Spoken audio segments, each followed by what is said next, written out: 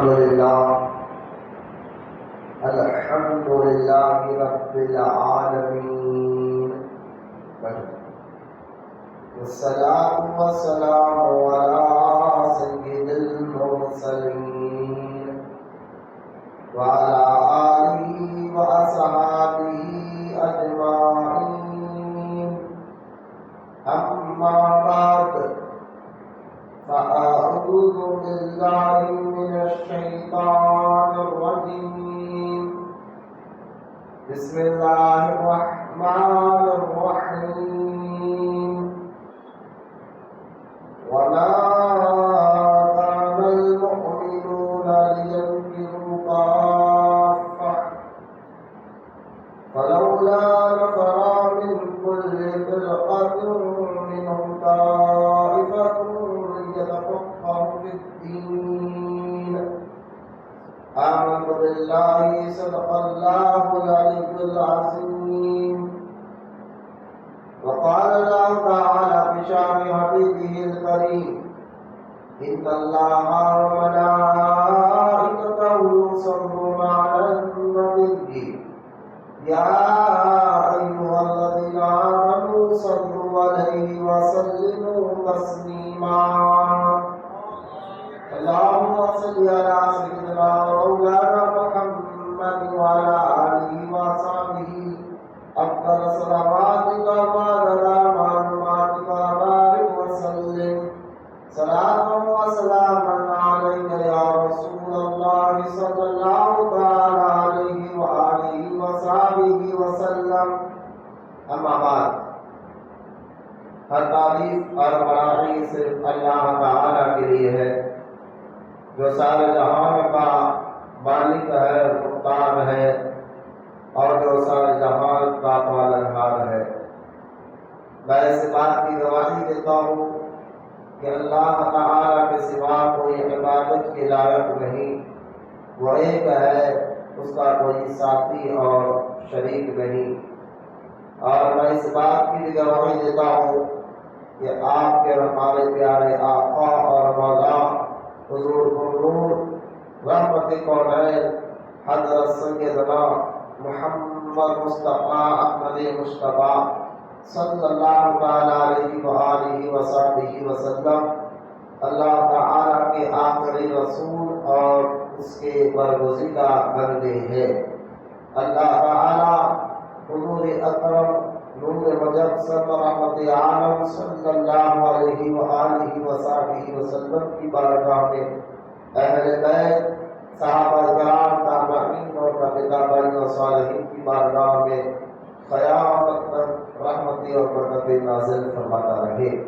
آئیے محبت اور عقیدت کے ساتھ ہم سب ملکر پیارے آقا کریم صلی اللہ تعالیٰ علیہ وسلم کی بارگاہ اقدس میں درود پاک کا نظرانہ پیش کریں. سمجھ تک پڑھیں: اللہم صلی علی سیدنا و مولانا محمد وعلی آل سیدنا و مولانا محمد وبارک وسلم صلاۃ و سلاما علیک یا رسول اللہ صلی اللہ تعالی علیہ وآلہ وصحبہ وسلم. معزز سامعین، السلام علیکم ورحمۃ اللہ وبرکاتہ.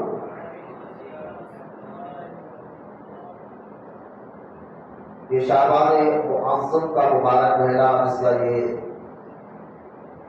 تیسری تاریخ ہے، اور شعبان معظم کا جیسا یہ چاند نظر آتا ہے تو شعبان معظم کے اس مبارک مہینے میں بے شمار جو ہے واقعات ہوئے ہیں.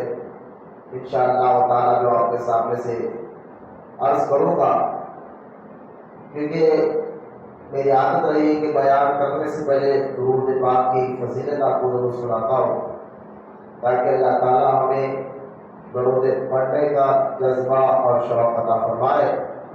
حدیث پاک میں آتا ہے رحمت کونین صلی اللہ تعالیٰ علیہ وسلم نے ارشاد فرمایا کہ جو دنیا میں اس پر کثرت سے درود پڑھے گا، کل قیامت کے دن میں اس سے مصافحہ کروں گا.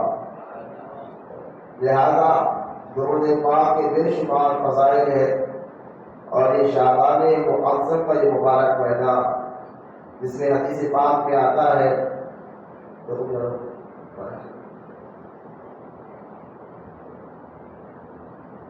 حدیث پاک میں آتا ہے رحمت علیہ صلی اللہ تعالی علیہ وسلم نے ارشاد فرمایا رجب اللہ تعالی کا مہینہ ہے، شعبان میرا مہینہ ہے اور رمضان میری امت کا مہینہ ہے۔ لہذا شعبان کے مبارک مہینے کو حضور نے اپنا مہینہ کہا ہے، تو اس مہینے میں کثرت سے ہمیں درود پڑھنا بھی چاہیے، اور درود پاک کے بے شمار فضائل جو ہے احادیث پاک میں موجود ہے، جو میں اکثر کہتا ہوں درود پڑھنے سے اللہ تعالیٰ مصیبتوں کو دور فرماتا ہے، درود پڑھنے والوں کے اللہ تعالیٰ مشکلوں کو دور فرماتا ہے، درود پڑھنے والوں کو اللہ تعالیٰ نیکی عطا فرماتا ہے، گناہ معاف فرماتا ہے اور اس کی درجات کو بلند فرماتا ہے۔ لہذا درود پاک کے بے شمار فضائل احادیث مبارکہ میں موجود ہے، اور بزرگان دین نے درود پڑھنے کے بہت سے واقعات، درود پڑھنے سے کیا کیا فائدے حاصل ہوتے دنیا کے، قبر کے اور آخرت کے، اس پر کئی بزرگوں نے دین نے اپنی کتابوں میں بے شمار واقعات بھی لکھا ہے۔ لہذا درود پاک کی کثرت کیا کرے، ہر مشکل کا حل درود پاک ہے، ہر پریشانی کا حل درود پاک ہے۔ غریبی محتاجی کو اگر دور کرنا ہے تو یقین کے ساتھ اللہ کی بارگاہ میں یقین رکھتے ہوئے درود پاک پڑھے، اللہ تعالیٰ ضرور مصیبتوں کے ساتھ ساتھ غریبی اور مفلسی کو بھی دور فرماتا ہے۔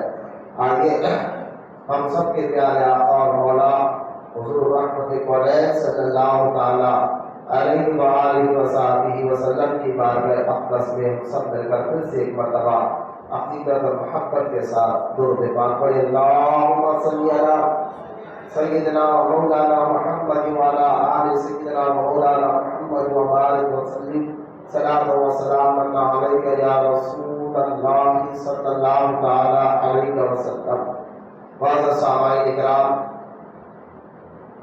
شعبان معظم کا یہ مبارک مہینہ، اس میں بے شمار بزرگان دین کے یوم آتے ہیں، جن میں سے جیسا کہ شعبان معظم کا مبارک چاند نظر آتا ہے تو اس کی دوسری تاریخ کو امام الائمہ سراج الامہ حضرت سیدنا امام اعظم نعمان بن ثابت رضی اللہ تعالی عنہ کا عرس مبارک آتا ہے۔ نعمان بن ثابت رضی اللہ تعالیٰ عنہ کو دنیا بھر میں لوگ امام اعظم ابو حنیفہ کے نام سے جانتے اور پہچانتے ہیں۔ یہ کون ہے؟ آج کروڑوں لوگ ان کے مقلد ہیں، ان کی تقلید کرتے ہیں۔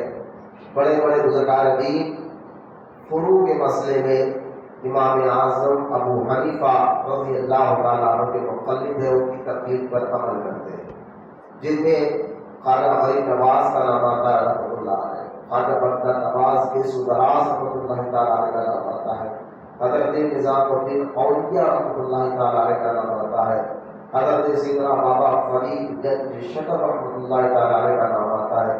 اس سے اندازہ کرے یہ بڑے بڑے بزرگان دین جو ہے مقلد ہے، تقلید کرتے ہیں امام اعظم ابو حنیفہ رحمۃ اللہ تعالیٰ علیہ کے طریقے پر۔ لہذا یہ بہت بڑے عظیم شخصیت جن کا مزار مبارک جو ہے بغداد شریف میں موجود ہے، یہ کب پیدا ہوئے اور انہوں نے ان کے ذریعے سے اللہ تعالیٰ نے دین کا کتنا بڑا کام دیا ہے، آج کے اس دور میں بھی اور انشاءاللہ قیامت تک بھی لوگ ان کے بتائے طریقے سے فائدہ اٹھاتے رہیں گے۔ لہذا آج ہم انہیں کی ذات اور شخصیات کے متعلق آپ کے سامنے بات عرض کرنا ہے۔ ایک تو یہ شعبان معظم کی دوسری تاریخ کو امام اعظم ابو حنیفہ رضی اللہ تعالی عنہ کا یوم ہے، پھر دوسرا اسی شعبان معظم کی 5 تاریخ کو حضرت امام حسن رضی اللہ تعالی عنہ کی یوم ولادت بھی ہے، آپ کی پیدائش کا مبارک دن بھی ہے، اور بھی جو ہے بزرگان دین کا عرس مبارک جو ہے اس مبارک مہینے میں آتا ہے کہ ہم انشاءاللہ اپنے وقت کے حساب سے اور ٹائم کے حساب سے ہم بات کرتے رہیں گے۔ آئیے پھر سے اپنی گفتگو کو آغاز کرنے سے پہلے میں اور آپ ایک مرتبہ پھر سے پیارے آقا کریم صلی اللہ تعالیٰ علیہ وسلم کی بارگاہ اقدس میں درود پاک کا نذرانہ پیش کریں۔ سب کے بڑے اللہم صلی علی سیدنا و مولانا محمد وعلی آل سیدنا و مولانا محمد وبارک وسلم صلاۃ و سلام علیک یا رسول اللہ صلی اللہ تعالی علیہ وآلہ وصحبہ وسلم۔ حضرت امام اعظم ابو حنیفہ رضی اللہ تعالی عنہ جو پیدا ہوئے ہیں سن 80 ہجری میں، آج یہ 1446 ہجری 46 ہجری چل رہی ہے اسلامک تاریخ سے۔ اب یوں سمجھیے کہ 1446 ہجری ہے، لیکن اسلام ہمارا اس زمین پر سب سے پرانا مذہب اسلام ہے، کیونکہ تمام لوگ جانتے ہیں کہ اس زمین پر سب سے پہلے انسان کا نام سیدنا آدم علیہ السلام، اور سیدنا آدم علیہ السلام جو کون ہے، اس زمین کے پہلے انسان ہیں جو زمین پر اللہ تعالیٰ نے کو بھیجا، اور پھر ان کی مقدس بیوی سیدہ حوا علیہ السلام، پھر ان کی اولاد سارے انسان ہیں۔ تو تمام انسانوں کے بعد سیدنا آدم علیہ السلام زمین پر آئے ہیں، اور ایک روایت میں آتا ہے کہ وہ زمین پر اللہ تعالیٰ نے جب ان کو جنت سے زمین پر بھیجا تو وہ ہندوستان کی مقدس زمین پر تشریف لائے تھے، اور حضرت آدم علیہ السلام اللہ تعالیٰ کے مقدس نبی ہے، اور انہوں نے اپنی اولاد کو یہی سکھایا تھا کہ لا الہ الا اللہ، اللہ کے علاوہ کوئی عبادت کے لائق نہیں ہے۔ تو اس زمین پر سب سے پرانا مذہب اسلام ہی ہے، اور سیدنا آدم علیہ السلام اس زمین پر پہلے انسان جو نبی بھی ہے مقدس اللہ تعالیٰ کے دنیا پر تشریف لائے۔ خیر ہمارا اسلام یوں تو ہزاروں سال پرانا ہے، یعنی جب سے دنیا کا اعلان ہوئی تب سے اسلام ہے، لیکن جو اسلام کو جو عروج ملا ہے اور جو قیامت تک عروج ملتا رہے گا، وہ ہمارے اور کے پیارے آقا صلی اللہ تعالیٰ علیہ وسلم کے نبی اور رسول بن کر دنیا میں آنے کے بعد ملا ہے۔ ہمارے آقا علیہ السلام دنیا میں تشریف لائے، اور آپ کے ذریعے سے اللہ تعالیٰ نے جو عروج اور جو اسلام کو دینا چاہتا تھا وہ دے چکا ہے۔ اب قیامت تک اس لیے کوئی اور نبی نہیں آئے گے دنیا میں، کیونکہ جیسے رب کو جیسے بندے چاہیے تھا اللہ تعالیٰ نے حضور کے ذریعے ویسے بندے بنا دیے ہیں، اس لیے اب قیامت کا کوئی اور نبی اور رسول نہیں آنے والے ہیں۔ تو لہٰذا حضور صلی اللہ علیہ وسلم اس دنیا میں 63 سال رہے، 63 ایئر ظاہری زندگی، اور ان 63 سال میں اگر آپ حضور کی زندگی کو غور سے دیکھیں تو اللہ کے رسول صلی اللہ علیہ وسلم 40 سال کی عمر مبارک تک خاموشی سے تبلیغ کرتے رہے، اور لوگوں کو اپنا جو ہے اخلاق اور کردار اور مزاج سے لوگوں کو تبلیغ کرتے رہے۔ پھر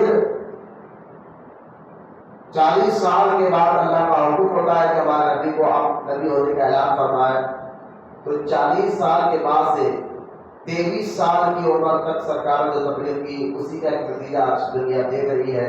ان 23 سال کے عرصوں میں قرآن بھی اترا، اور کئی معجزات بھی سرکار نے بتائے، اور پھر ایسے قوم کو تیار فرمایا جس میں ابو بکر صدیق ہے، جس میں عمر بن خطاب ہے، جس میں عثمان غنی ہے، جس میں مولا علی ہے، جس میں عبد الرحمن بن عوف ہے، جس میں سعد بن ابی وقاص ہے، جس میں ابو عبیدہ بن جراح ہے، جس میں زبیر بن عوام ہے، اور دیگر صحابہ اکرام ہے، جس میں غوث اعظم ہے، قریب نواز ہے، بندہ نواز ہے۔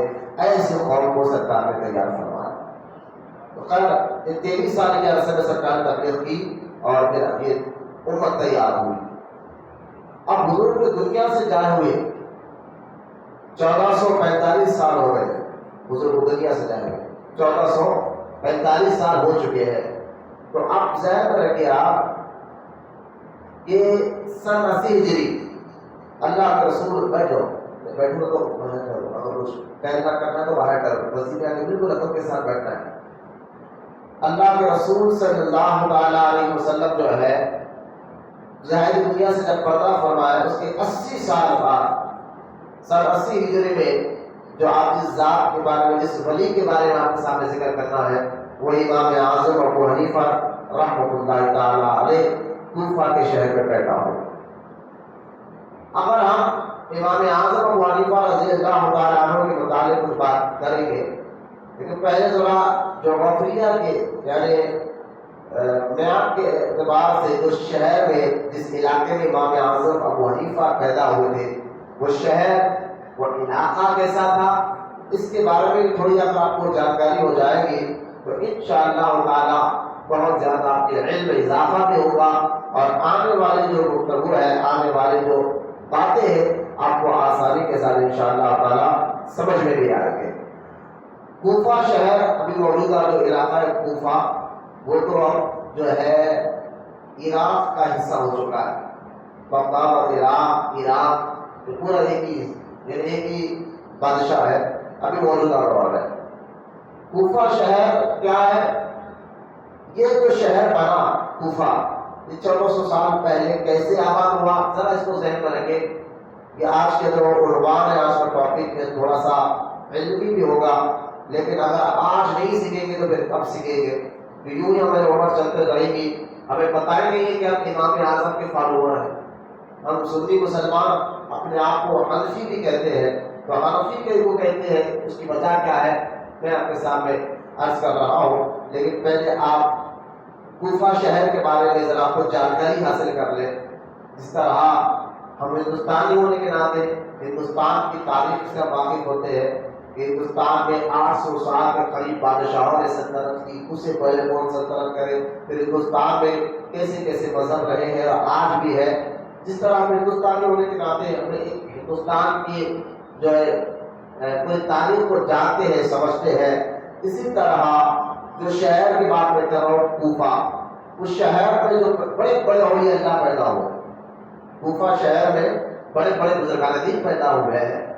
کوفہ شہر ایسا شہر ہے، اسی کوفہ شہر کی جامع مسجد میں حضرت علی شہید ہوئے رضی اللہ تعالیٰ، اور جب حضرت مولانا علی رضی اللہ تعالیٰ عنہ مدینہ پاک سے خلافت، کیونکہ سرکار کی ظاہری زندگی پردہ فرمانے کے بعد خلافت کا دور جب شروع ہوا، حضرت ابو بکر صدیق رضی اللہ تعالیٰ عنہ خلافت سنبھالے، تو آپ 2 سال تھے اور آپ نے اپنے خلافت کا مرکز مدینہ پاک کو بنایا تھا۔ مدینہ پاک ایک ایسا شہر ہے جس میں حضرت ابو بکر صدیق 2 سال رہے، خلافت کرتے رہے، وہاں سے بیٹھ کر پورے جہاں تک اسلام پھیلا وہ سب کنٹرول کرتے رہے۔ پھر حضرت عمر بن خطاب کا دور ہمارا گیا 10 سال تک۔ حضرت عمر رضی اللہ تعالیٰ عنہ بھی وہ 10 سال تک جو ہے آپ مدینہ پاک میں بیٹھ کر ساری دنیا یعنی اسلام جہاں جہاں تک پھیلتا رہا، حضرت عمر بن خطاب مدینہ پاک میں رہ کر کنٹرول کرتے رہے۔ 44 ممالک میں حضرت عمر بن خطاب کے دور میں اسلام پھیل چکا تھا، تو مرکز جو تھا وہ مدینہ پاک ہی تھا۔ جیسا کہ آج مرکز جگہ ہمارے ہندوستان کا جو مرکز ہے وہ دلی ہے، دلی میں ہی پیر صاحب کی آفس وغیرہ تو مرکز ہے، اسی طرح جب اسلام پھیلا تو اس کا مرکز مدینہ پاک تھا۔ پھر عمر بن خطاب کی شہادت کے بعد عثمان غنی رضی اللہ تعالیٰ کا دور مبارک 13 سال تک آپ خلافت کرتے رہے، اسلام اور پھیلا، لیکن آپ کا مرکز جو ہے مدینہ پاک رہا۔ لیکن جب حضرت عثمان غنی رضی اللہ تعالیٰ عنہ کو سبائی فرقوں نے بلبائیوں نے مل کر شہید کر دیا، تو حضرت مولانا علی رضی اللہ تعالیٰ عنہ خلافت سنبھالے۔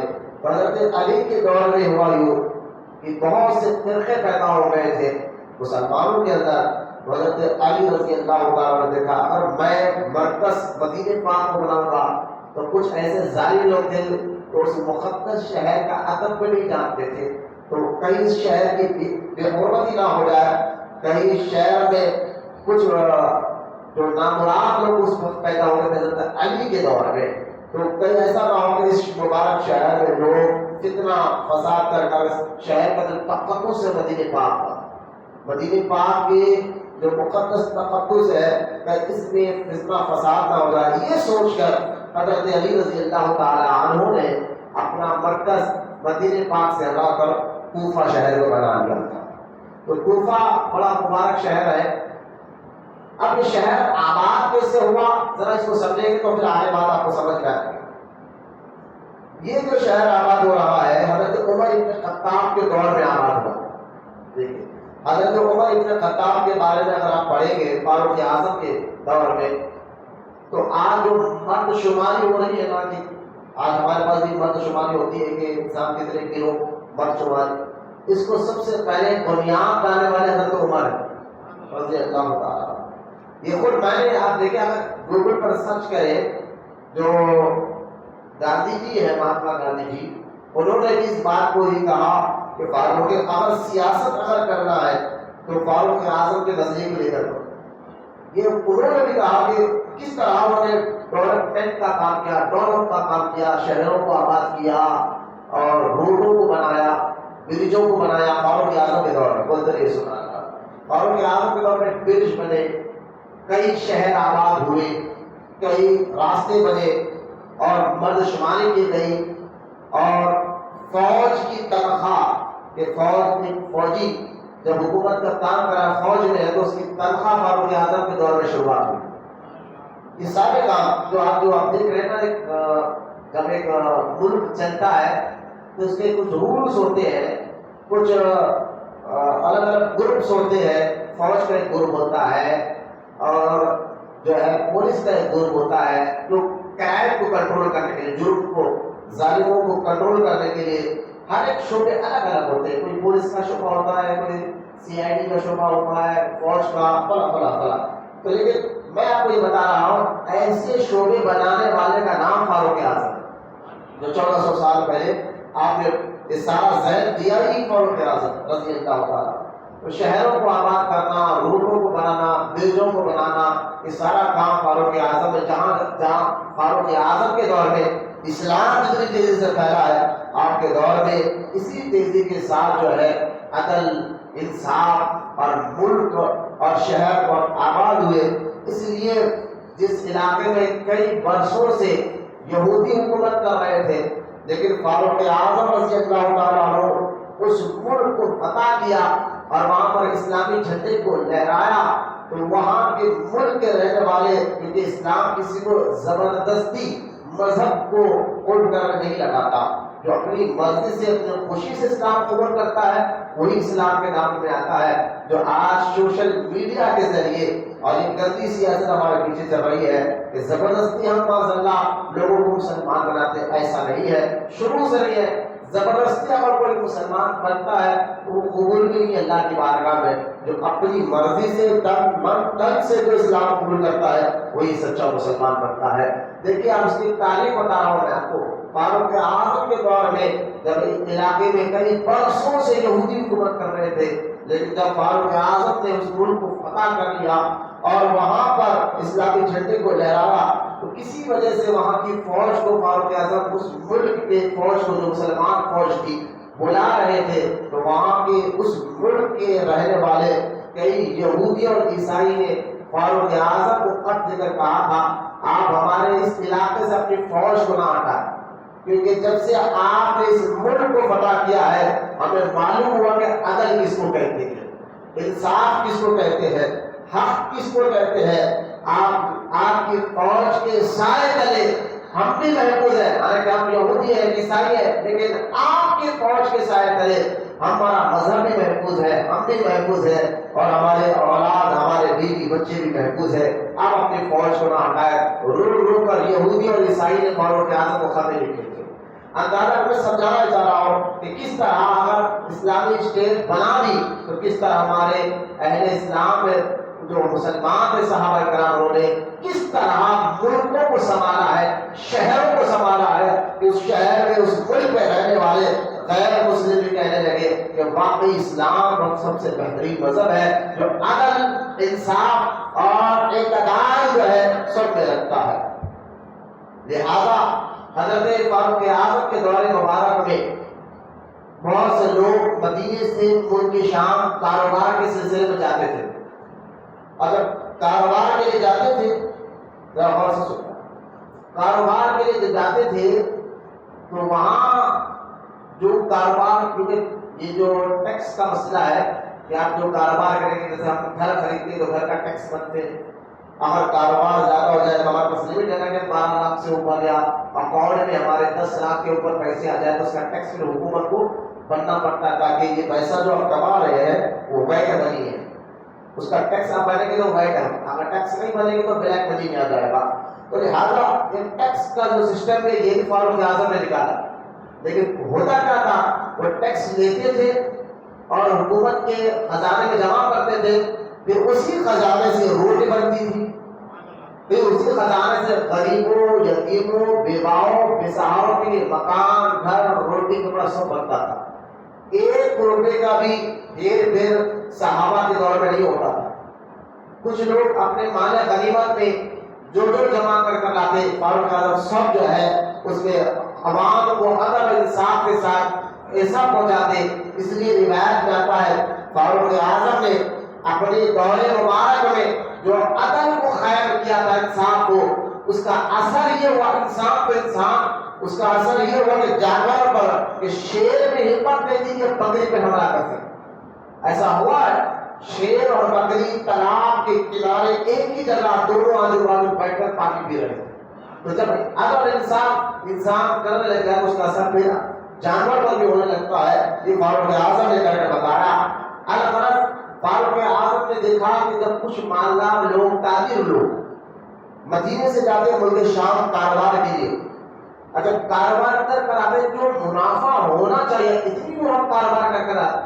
اگر کوئی بندہ کاروبار کرنے کے لیے اپنے حیدرآباد چھوڑ کر دوسرے شہر میں جا رہا ہے تو مجھے بتائیے، وہ سوچ کر جاتا ہے کہ یہاں سے زیادہ کاروبار وہاں پر ہوگا، اور وہاں سے وہ کاروبار کر آئے، لیکن کاروبار اتنا فائدہ نہ دے، اتنا کاروبار ہی نہ ہو، تو آپ سوچ لیں کہ وجہ کیا ہے کہ جو کاروبار ہمیں وہاں ہونا چاہیے تھا وہ ہو نہیں رہا ہے۔ تو یہی معاملہ ہوا فاروق اعظم کے دور میں کہ جو لوگ مدینہ چھوڑ کر، سیدھا بیٹھو تو باہر جا کے بیٹھ کے کریں گے ہمیشہ کا اعتبار درود ایک بار پڑھیے، اللہم صلی علی سیدنا مولانا محمد وعلی آل سیدنا محمد وبارک وسلم، صلاۃ و سلام علیک یا رسول اللہ صلی اللہ تعالی علیہ وسلم۔ لہذا حضرت عمر بن خطاب رضی اللہ تعالیٰ کے دور میں جب لوگ، مالدار لوگ، تاجر لوگ، بہت اہم بات میں بتا رہا ہوں آپ کو، یہ باتیں سیکھے سمجھنے کے لائق ہے۔ فاروق اعظم رضی اللہ تعالیٰ نے دیکھا کہ جو لوگ مدینے سے ملک شام جا رہے تھے سیریا کاروبار کے لیے، تو کاروبار کو ذرا فائدہ بھی ہو رہا ہے، تو حضرت عمر بن خطاب نے دیکھا کہ فائدہ بھی ہو رہا ہے، اس کی وجہ کیا ہے؟ جب بندہ اتنا شہر، اپنا شہر چھوڑ کر اور اس دور میں سفر کرنا، اندازہ کریں اس دور میں لوگ پیدل سفر کرتے تھے یا جو مالدار اور گھوڑوں پر، اونٹوں پر، جو سفر آج تو خیر ہم اگر یہاں سے دوسری اسٹیٹ میں جائے تو جہاز سے دے تو جو 50 منٹ میں ہم پہنچ جاتے ہیں، لیکن بس سے بھی اگر ہم بمبئی گئے تو 12 گھنٹے لگتے ہیں، تو پیدل جانا اس دور میں پیدل کا سفر ہوتا تھا۔ آپ کو جانتے ہیں اگر جو لوگ حج کرنے جاتے تھے جب پلین یا ٹرین میں بنا تھا، آج سے 100 سال پرانی بھی بات لے لیں آپ، جب پلین بنا تھا نہ ٹرین بنا تھا، تو جو لوگ حج کے لیے جاتے تھے نا تو یہاں سے پانی کے جہاز کے ذریعے سے آتے، ہندوستان والے بمبئی پہنچتے، پھر بمبئی پہنچ کر وہاں سے پانی کے جہاز کے ذریعے جدہ جاتے، جدہ جانے کے بعد وہاں سے حرم جانے کا راستہ وہاں سے پیدل جانا پڑتا تھا، تو جدہ سے حرم جانے کے لیے پیدل یا گھوڑے یا اونٹ پر 3 دن لگتے تھے۔ اب آج سے 100-150 سال پرانا اگر آپ تاریخ اٹھا کر دیکھیں، جدہ ایئرپورٹ سے، ابھی جو موجودہ جدہ ہے نا، وہاں سے حرم جانے کے لیے 3 دن لگتے تھے، کیونکہ یا چاہے گھوڑے پہ جاؤ یا پیدل جاؤ، اب تو 50 منٹ میں پہنچ جاتے ہیں، بلٹ ٹرین لگ گئی ہے جدہ سے حرم پہنچانے کے 50 منٹ، یا بس سے اس کے ذریعے گئے تو 1-2 گھنٹے میں پہنچ جاتے ہیں۔ تو آج سے 100-150 سال پہلے سفر اتنا خطرناک تھا کہ جدہ سے حرم جانے کے لیے 3 دن لگتے تھے، تو اب اندازہ کریں 1400 سال پہلے لوگ مدینے سے ملک شام جا رہے ہیں کاروبار کے لیے، کئی مہینوں کر وہاں تک پہنچ رہے ہیں، تو وہاں پہنچ کے جو فائدہ ہونا چاہیے تھا تاجروں کو فائدہ ہو نہیں پا رہا۔ تو فاروق اعظم رضی اللہ تعالیٰ عنہ، جنہوں نے، میں نے آپ کو بتایا، جنہوں نے شہروں کا راج کیا، ملک کو فتح کرنے کے بعد روڈ بنائے کئی لیکن اسلام ہر ذریعے سے آپ نے اسلام کو ترقی دار ہوگا. کاروبار کا مسئلہ ہو, تجارت کا مسئلہ ہو, روڈوں کا مسئلہ ہو, گھروں کا مسئلہ ہو, ہر طریقے سے آپ نے جو ہے ڈیولپمنٹ کا کام کیا ہے, ڈیولپ کا کام کیا ہے. یا اور بات ہے کہ بندہ کسی جب پیسہ حوالہ پہلے کوئی عہدے پر آ جاتا ہے سیاسی اعتبار سے, کسی علاقے کا لیڈر یا اور جو ہے کارپوریٹر بن جاتا ہے تو وہ پہلے اپنے گھر کو ڈیولپ کرتا ہے, محلے کو بانٹنے کرتا ہے, وہ بھی زبردستی محلے میں کام کراتا ہے تاکہ گھر آباد رہے. لیکن پہلا دور صاف والا دور, صحابہ کا دور, وہ خوف خدا رکھنے والے لوگ. تو فاروق اعظم رضی اللہ تعالیٰ عنہ نے دیکھا تو اتنے دور جانے کے بعد بھی یہ کاروبار تاجروں کی طرف فائدہ کیوں نہ ہو رہا ہے, جب اتنی دور جا کے آنے کے بعد بھی. تو جب یہ غور کیا تو معلوم ہوا کہ مدینے پاس سے ملک شام تک جو ڈسٹینس ہے, جو راستہ ہے وہ بڑا لمبا ہے, اور بیچ میں کہیں پر بھی اسٹے کا رکنے کا کوئی علاقہ نہیں ہے. ہر جگہ جنگل ہی جنگل ہے, کہیں رکنے کا کوئی ذریعہ نہیں ہے. کہیں پر یہ رکتے کوئی ایسا بیچ میں شہر ہوگا جس شہر میں رک کر وہاں بھی کاروبار کرتے تو وہ جا کے ملک شام وہاں بھی کرتے تو فائدہ زیادہ ہوگا. جب یہ دیکھا فاروق اعظم نے تو آپ نے فرمایا ٹھیک ہے, یہ ڈسٹینس زیادہ ہے مدینے پاک سے ملک شام کا, بیچ میں کوئی علاقہ نہیں ہے, کوئی شہر نہیں ہے, تو جہاں پر یہ تاجر رکتے پھر وہاں بھی کاروبار کرتے پھر آگے جاتے. لہٰذا فاروق اعظم کے دور مبارک میں آپ نے کوفہ شہر کو آباد فرمایا. بولے محبت سے سنا. اب دیکھیں میں غور سے سننے میں کیا کہنا چاہتا ہوں. میرا ٹاپک امام اعظم ہی ہے, لیکن پہلے آپ اس کی بنیاد کو سمجھے میں بتانا چاہتا ہوں. اب وہ شہر آباد کیا, تو شہر آباد کرنا کوئی معمولی بات نہیں ہے نا. شہر آباد کرنے کے لیے کیا کیا ضرورات ہوتے ہیں, کیونکہ ملک شام اور مدینے پاک کے بیچ میں کوفہ شہر آتا. ٹھیک ہے, تو آپ نے شہر آباد کرنے کے لیے جو جو اس دور میں ضرورت تھی, گھر, تو آپ نے گھر بنائے. پھر وہاں پر یہ سمجھانے کے لیے ہاسپٹل, تو وہاں پر آپ نے ہاسپٹل بنائے. بینک کا معاملہ ہو تو آپ نے اس کا ذریعہ بنایا. پھر آپ نے پولیس کا محکمہ بنایا. اب اور جو جو ایک شہر کو ضرورت ہوتی ہے, بتاؤ جس شہر میں رہتا ہے وہاں پر بینک, ہاسپٹل, پھر پولیس کا محکمہ, پھر نظام چلانے کے لیے لوگ, یہ ساری چیزیں فاروق اعظم نے کوفہ شہر میں بنائے. اب کس طرح فاروق اعظم کوفہ شہر کو آباد ہے, گھر بنائے, پھر پولیس کے محکمے رکھے, روڈ بنائے, پھر مدینے پاک سے اور دوسرے ممالک سے, یمن سے لوگوں کو بلا کر جو ہے پھر آپ نے کوفہ میں بسایا. پھر وہاں مارکیٹ بنائے, کاروبار کے ذریعے بنائے. غور سے بولتے رہے سبحان اللہ.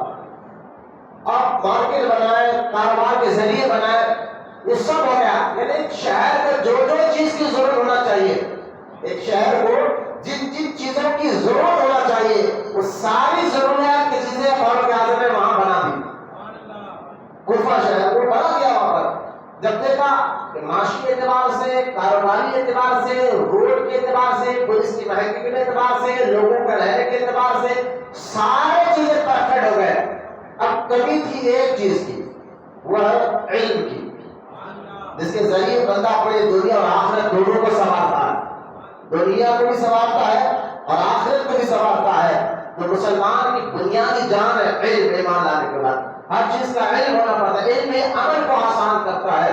تو اب علم کی بات آئی, تو فاروق اعظم نے وہاں پر بڑے بڑے اکابر صحابہ کو بھیجا.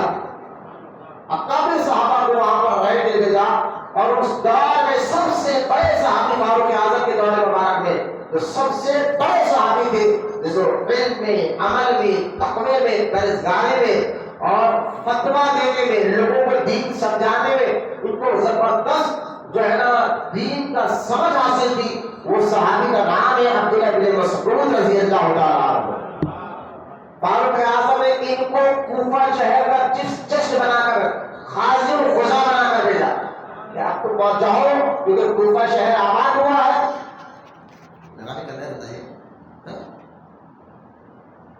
درود پاک پڑھے روبی پر غافل, سراج پر غافل, یہی تم کرتا. درود پاک پڑھے اللہم صلی علی سیدنا مولانا محمد وعلی آل سیدنا محمد بارک وسلم. کیا ہے جمعہ کا اختتام نیند ہو رہی ہے, اصل میں سستی پال کہا جی ہمارے جسم سے اللہ. حدیث میں سرکار نے فرمایا کہ سستی کاہلی سے حضور بھی کہتے تھے اللہ سستی اور کاہلی سے میں تیری پناہ مانگتا ہوں. تو دل دماغ ایک جگہ ہونا چاہیے. جمعے کا درد ختم ہو گیا, نمازوں کا درد ختم ہو گیا, تو جمعے کا درد کیا رہے گا؟ اللہ ہمیں سمجھنے کی توفیق عطا فرمائے. جو مذہبی لوگ ہیں نا وہ ایسا کریں گے تو تعجب کی بات ہے. مذہبی لوگ جو داڑیاں چھوڑ دیے ٹوپی پہنے, لیکن وہ نماز کے لیے کرتے تو فائدہ نہیں ہے, اللہ کے لیے کرو تو یہ فائدہ ہوتا ہے. تو مذہبی لوگ جڑے ہوئے رہنا کہ جمعے کا کام کیا ہے, فلاں دن کا کام کیا ہے, مضبوطی سے کرنا چاہیے. کم سے کم ہمیں دیکھ کر یہ لوگ سیکھتے ہیں. اماموں کو پہلے دیکھتے, موضوعوں کو پہلے دیکھتے, اور اگر درگاہ کے خادم کچھ کر رہے ہیں پورا میڈیا پیچھے لگ گیا اس کا.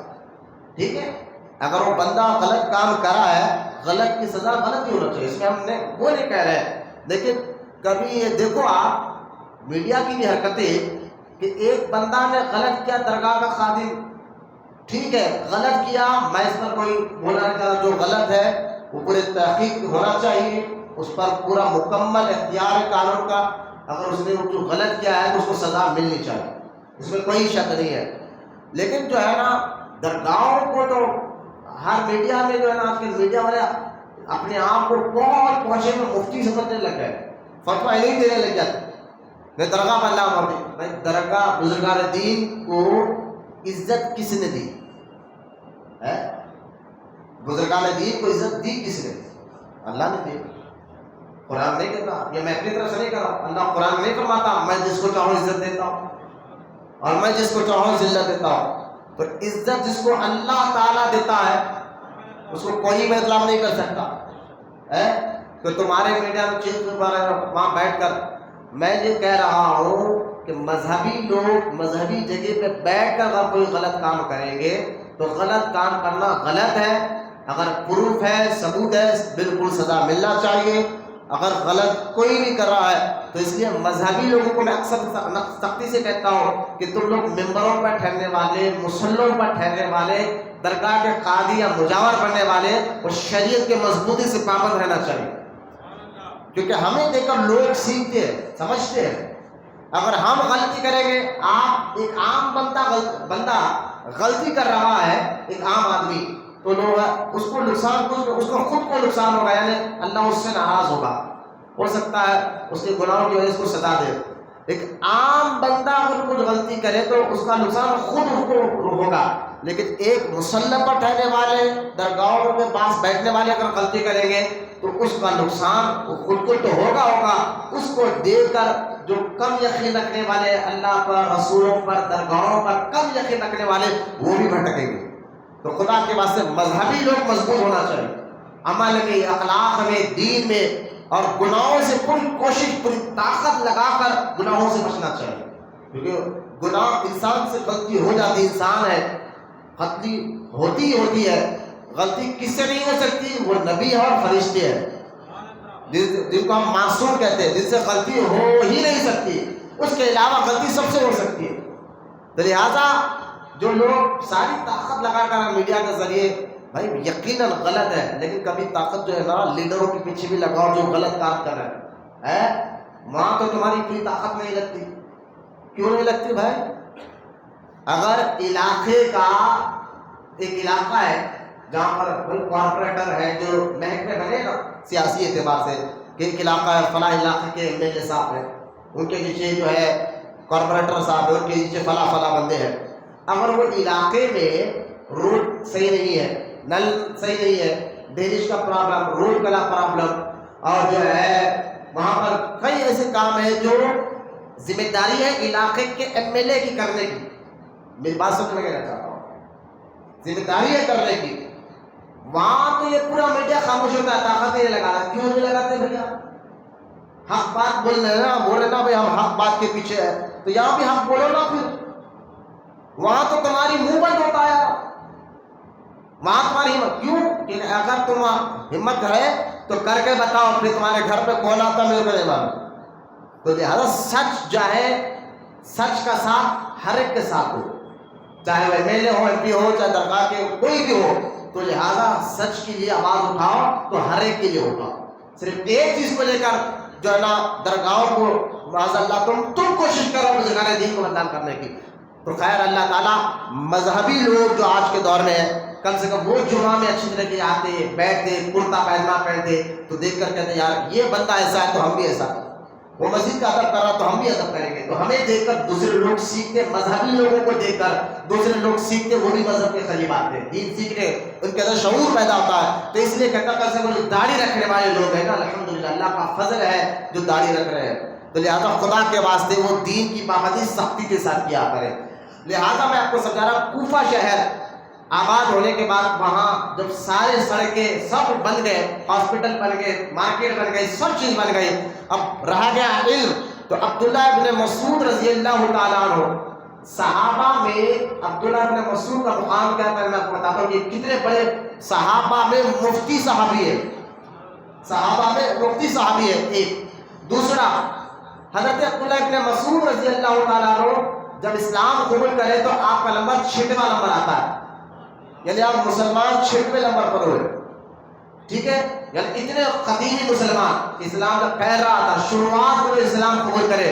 قرآن میں بھی اللہ کہتا ہے محبوب جو پہلے ایمان لائے نا وہ اللہ کے قریب ہے، اللہ ان سے راضی ہو گیا، اور بعد میں جو ایمان لائے ان سے بھی اللہ راضی ہو گیا ہے. لیکن جو پہلے ایمان لائے اور پہلے تیرا ساتھ دیا وہ تو ان کا مقام ہی کچھ اور ہے اللہ کے نزدیک. بہت اونچا مقام ہے، صحابہ میں اونچا مقام ان کا ہے جو اسلام کو شروعات میں قبول فرمایا. عبداللہ ابن مسعود کون ہے؟ تو شروع میں آپ مسلمان ہو. عبداللہ ابن مسعود رضی اللہ تعالیٰ 6ویں نمبر پر. ایک اور دوسرا حضور کی صحبت میں آپ اتنا رہتے تھے، جب سرکار مکہ چھوڑ کر مدینے پاک میں آ گئے تو مدینے پاک میں جب آ گئے اس کی ایک ریاست بن گئی حضور کی.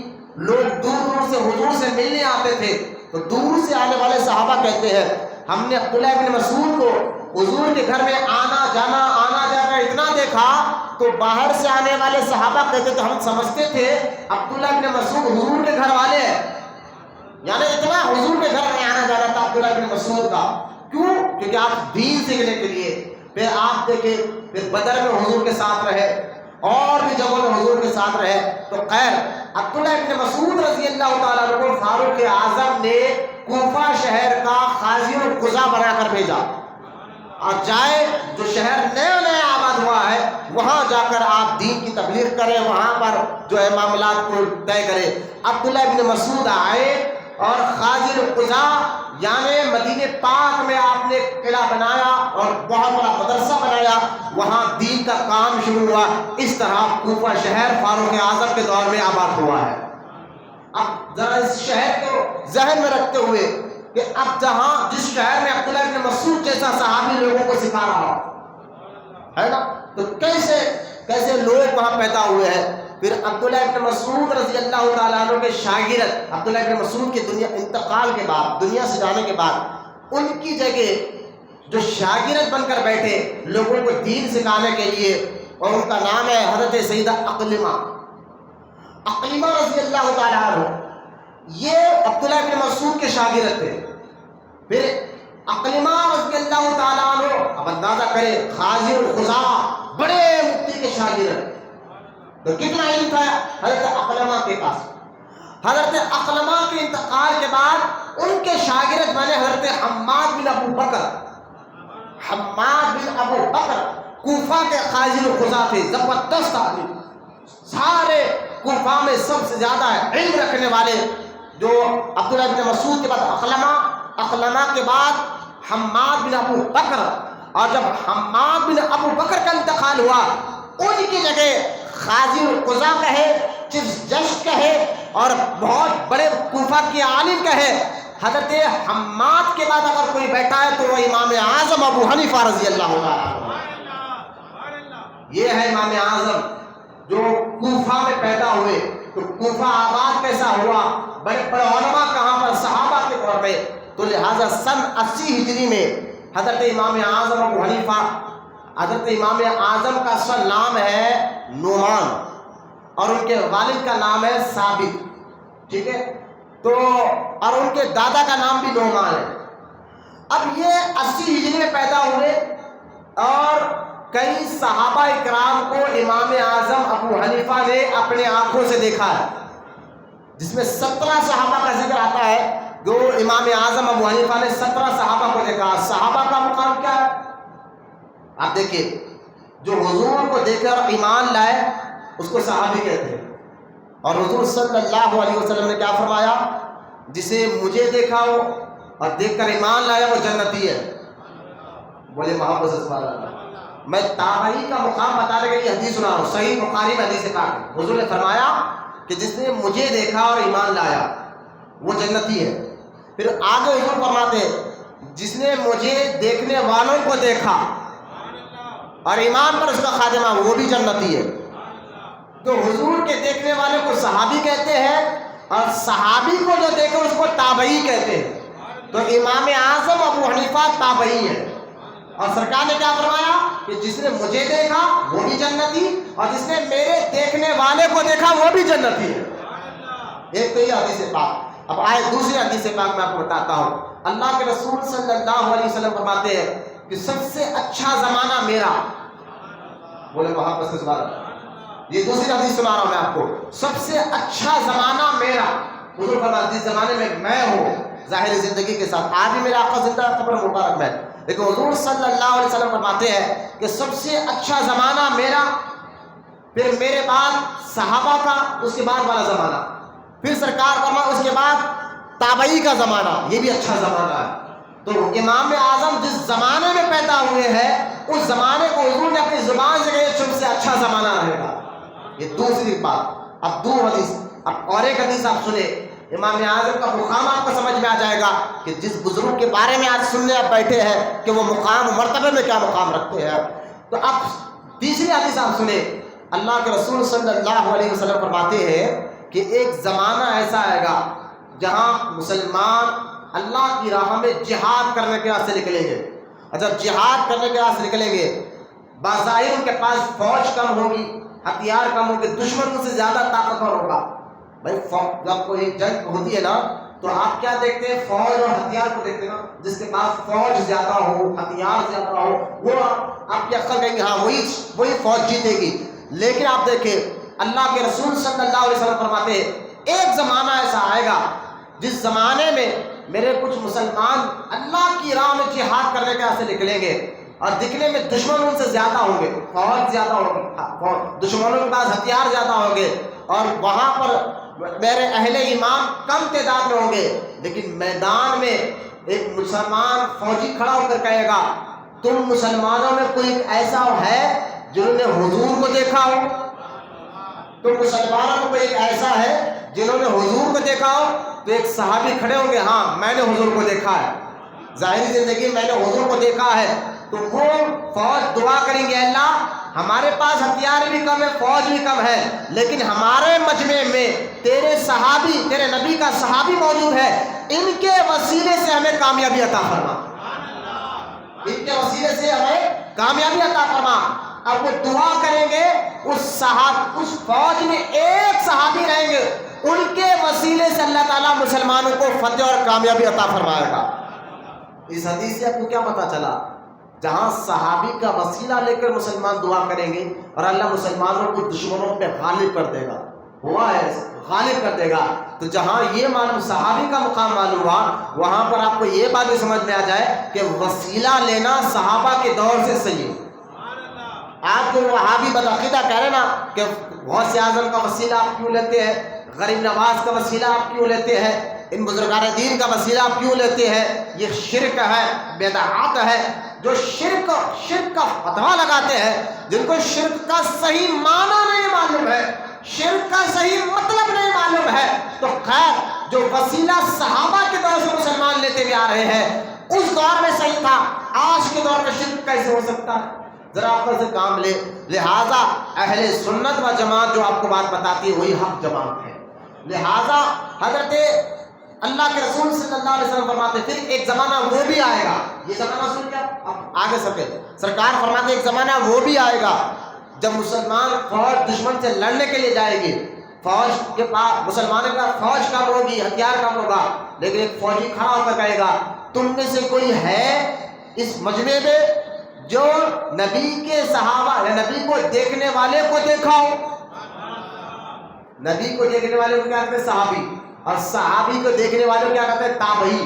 تو ایک زمانہ ایسا بھی آئے گا، حضور فرماتے ہیں کہ حضور خود فرماتے ہیں کہ لوگ پوچھیں گے تم میں سے کوئی اس مجمع میں ہے جو نبی کے دیکھنے والے کو دیکھا ہو؟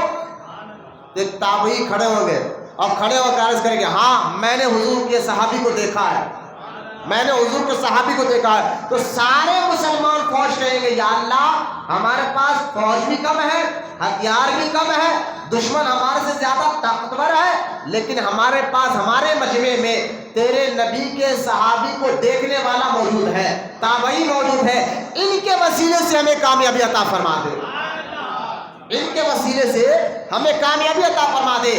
جب یہ دعا کریں گے اللہ تعالیٰ مسلمانوں کو کامیابی عطا فرمائے گا. بولے محبت سے سبحان اللہ.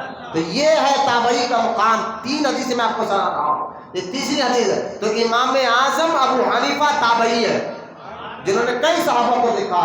اب غور کریں کہ امام اعظم ابو حنیفہ کے جو والد تھے ان کا نام ثابت تھا اور وہ بڑے مالدار شخص تھے، ریشم کے کپڑوں کا کاروبار کرتے تاجر تھے. اور امام اعظم ابو حنیفہ کے جو دادا ہے جن کا نام بھی نعمان تھا، نعمان، یہ فارس میں پیدا ہوئے. فارس ابھی موجودہ افغانستان کے حصے میں آ گیا ہے. ابھی موجودہ یہ شہر جو افغانستان آتا ہے نا، افغانستان کے ایک حصے کا ایک حصہ فارس بن گیا ہے. پہلے جو فارس کا جو حصہ ہے نا، یہ حصہ پہلے جو ہے عراق اور ایران کے حصے میں آتا تھا. ابھی جو موجودہ جو 2023 سے رہا ہے، ابھی جو موجودہ میں فارس کا جو حصہ ہے وہ افغانستان کے حصے میں آ گیا. تو ذہن میں رکھتے ہوئے جو ہے، تو پہلے یہ جو نا عراق اور ایران کے حصے میں آتا تھا. تو حضور امام اعظم کی جو دادا ہے جن کا نام نعمان تھا، یہ حضرت نعمان جو ہے ایک مرتبہ حضرت علی کی بارگاہ میں گئے. بولا محبت سے سبحان اللہ. حضرت علی کی بارگاہ میں گئے اور بارگاہ میں جا کر حضرت علی کی بارگاہ میں جا کر ایک جو ہے نا زعفران سے بنا ہوا بہترین میٹھا، جو شاہی خاندان جو مالدار لوگ ہی بناتے تھے، شاہی لوگ بناتے تھے، یعنی غریب آدمی اس کو بنا نہیں سکتا تھا، مالدار آدمی وہ میٹھے کو بناتا تھا. یعنی اس دور میں جو شاہی لوگ جو میٹھا بناتے تھے وہ میٹھا بنا کر امام اعظم کے دادا حضرت علی کی بارگاہ میں گئے.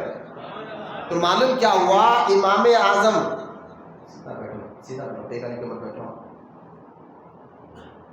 باہر تیار ہونے کے تو آپ بٹھا کے کچھ فائدہ نہیں ہے، تو آپ بٹھا کے سمجھ رہے نا، تو خالی کھڑے کھڑے سوتے ہی کیا ہے کہ تم درود پاک پڑھی ایک مرتبہ، اللہم صلی علی سیدنا مولانا محمد وعلی آل سیدنا محمد وبارک وسلم، صلاۃ و سلام علیک یا رسول اللہ صلی اللہ تعالی علیہ وسلم. لہذا امام اعظم ابو حنیفہ رضی اللہ تعالیٰ کے جو دادا ہے وہ میٹھا لے کر حضرت علی کی بارگاہ میں گئے. اس سے پتہ چلتا ہے امام اعظم ابو حنیفہ کا خاندان پہلے سے بڑے پیسے والا ہے، مالدار ہے. گئے حضرت علی نے کہا یہ کیا ہے؟ فرمایا حضور یہ فارسی، یعنی ہم حیدرآباد کے لوگ میں پاس بھی کچھ میٹھوں کا نام مشہور ہوتا ہے، تو فارسیوں کے پاس وہ میٹھا بڑا مشہور تھا. تو کہا ہم فارسیوں کے پاس یہ میٹھا بنتا ہے کہ نوروز ایک عید کا دن ہمارے پاس آتا ہے اور اس خوشی کے میں ہم اپنے گھروں میں یہ میٹھا بناتے ہیں، لہٰذا یہ میٹھا میں آپ کے پاس لایا ہوں. لہٰذا اس میٹھے کو آپ نے تمام فرمایا.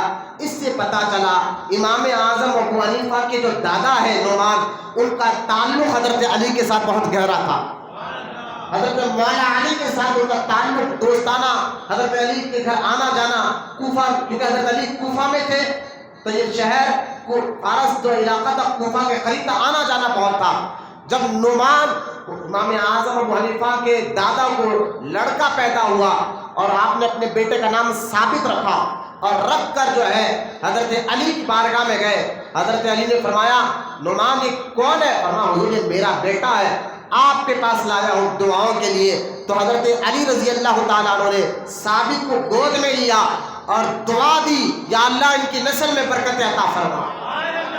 یہ حضرت علی کی دعا کا اثر تھا کہ ثابت کے یہاں بیٹا پیدا ہوا امام اعظم ابو حنیفہ رحمۃ اللہ تعالی. یہ 80 ہجری کی بات بتاؤ سے 1400 سال پہلے.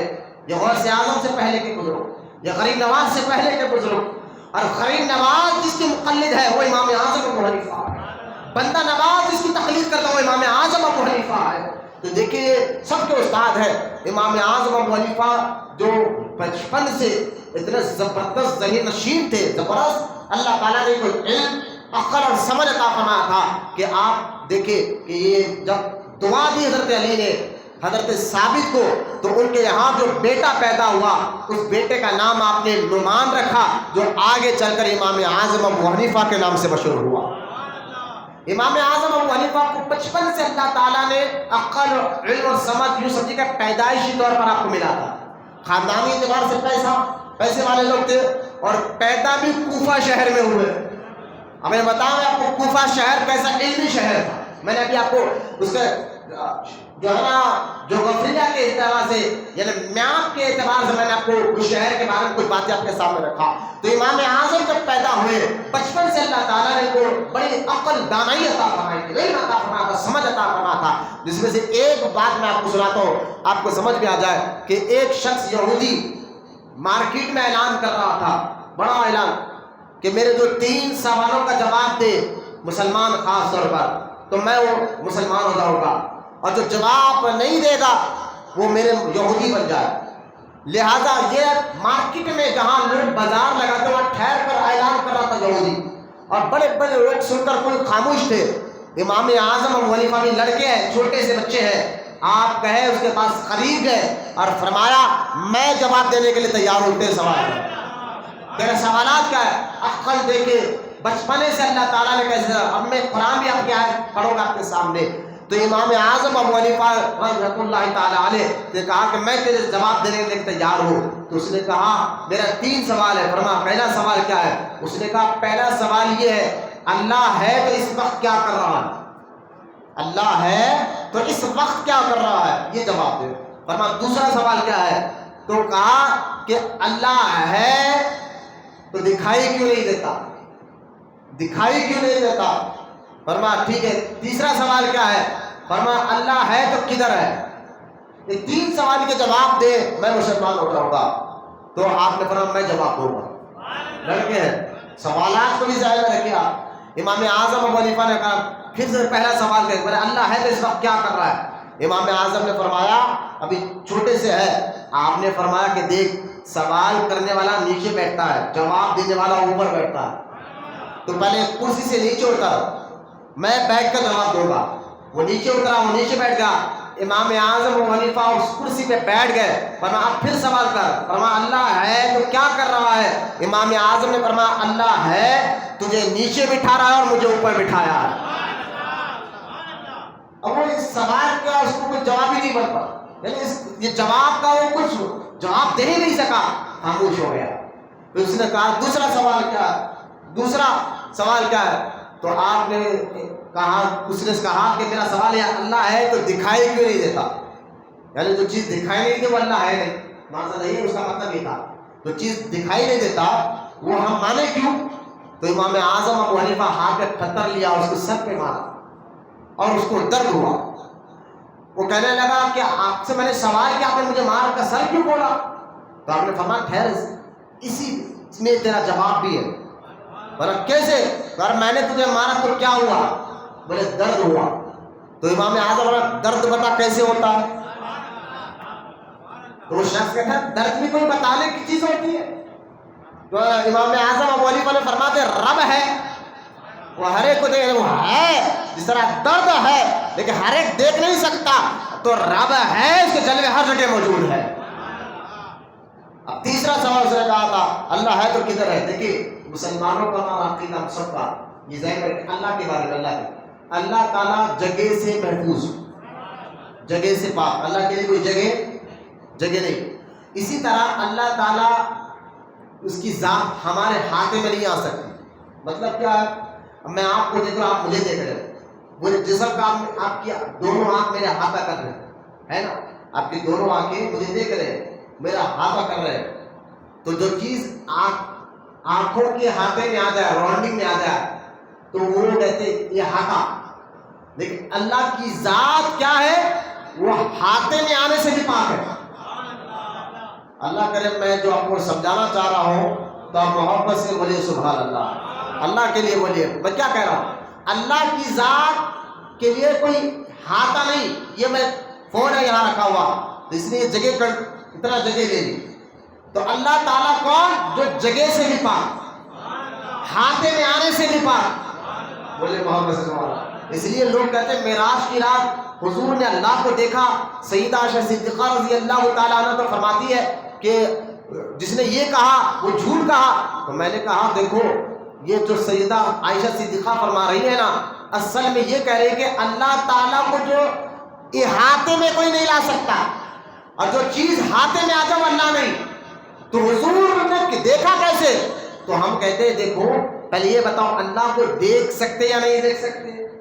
تو قرآن کہتا ہے، قرآن میں کہ اللہ کو دیکھنا ممکن ہے، لیکن کب کہ جب جنتی جنت میں جائیں گے. قرآن کہہ رہے ہیں نا کہ جنتی جب جنت میں جائیں گے اور جنتیوں کو جو سب سے بڑا انعام ملے گا وہ اللہ کا دیدار ہے.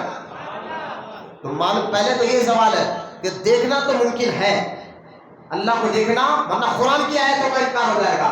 اللہ کو دیکھنا تو ممکن ہے، لیکن کب؟ جنت میں جانے کے بعد. جنتی جنت میں اللہ کا دیدار کریں گے. میں نے کہا جنتی جنت میں جانے کے بعد اللہ کا دیدار کریں گے، اور اللہ تعالیٰ نے اپنے حبیب کو پہلے دیدار کرا دیا. اس میں تو اسی تعجب کی کیا بات ہے؟ جو آج کل یہ بات آسان سی بات ہے جو وہابی اس کو بہت خطرناک بنا دیے. بدعقیدہ اللہ کو کیسے دیکھ سکتے ہیں بھائی؟ اور دوسرا جواب یہ ہے کہ اللہ کو دیکھنا ممکن ہے، جنتی جنت میں جانے کے بعد دیکھیں گے. بس فرق یہ ہے کہ اللہ نے حضور کو پہلے دکھا دیا، اللہ نے حضور کو پہلے دکھا دیا. اور دوسری بات دیکھا کیسا؟ بھائی کوئی چیز کو آپ دیکھتے تو ہاتھے میں آ جاتی ہے، اور اللہ ہاتھے میں آنے سے پاک ہے، سراؤنڈنگ میں آنے سے پاک ہے. پھر دیکھا کیسا؟ تو ہم یہ کہتے ہیں کہ حضور نے اللہ کو ایسا دیکھا کہ ہاتھ میں آ گئے بھائی، کہ اللہ ہاتھے سے پاک ہے. بس دیکھا کیسے؟ تو ہم یہ کہتے ہیں دکھانے والا جانے اور دیکھنے والا جانے. حضور نے فرمایا میں نے دیکھا، بس ہمارا ایمان اسی پر ہے. اب کیسے دیکھا؟ یہ دکھانے والا جانے اور دیکھنے والے مصطفیٰ جانے.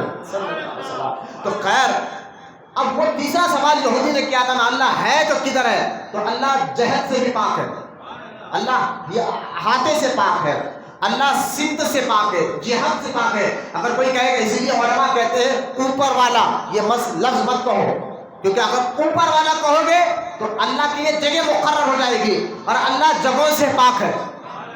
میری بات کو سمجھے، توحید کا جام ہے، اس کو پیئے.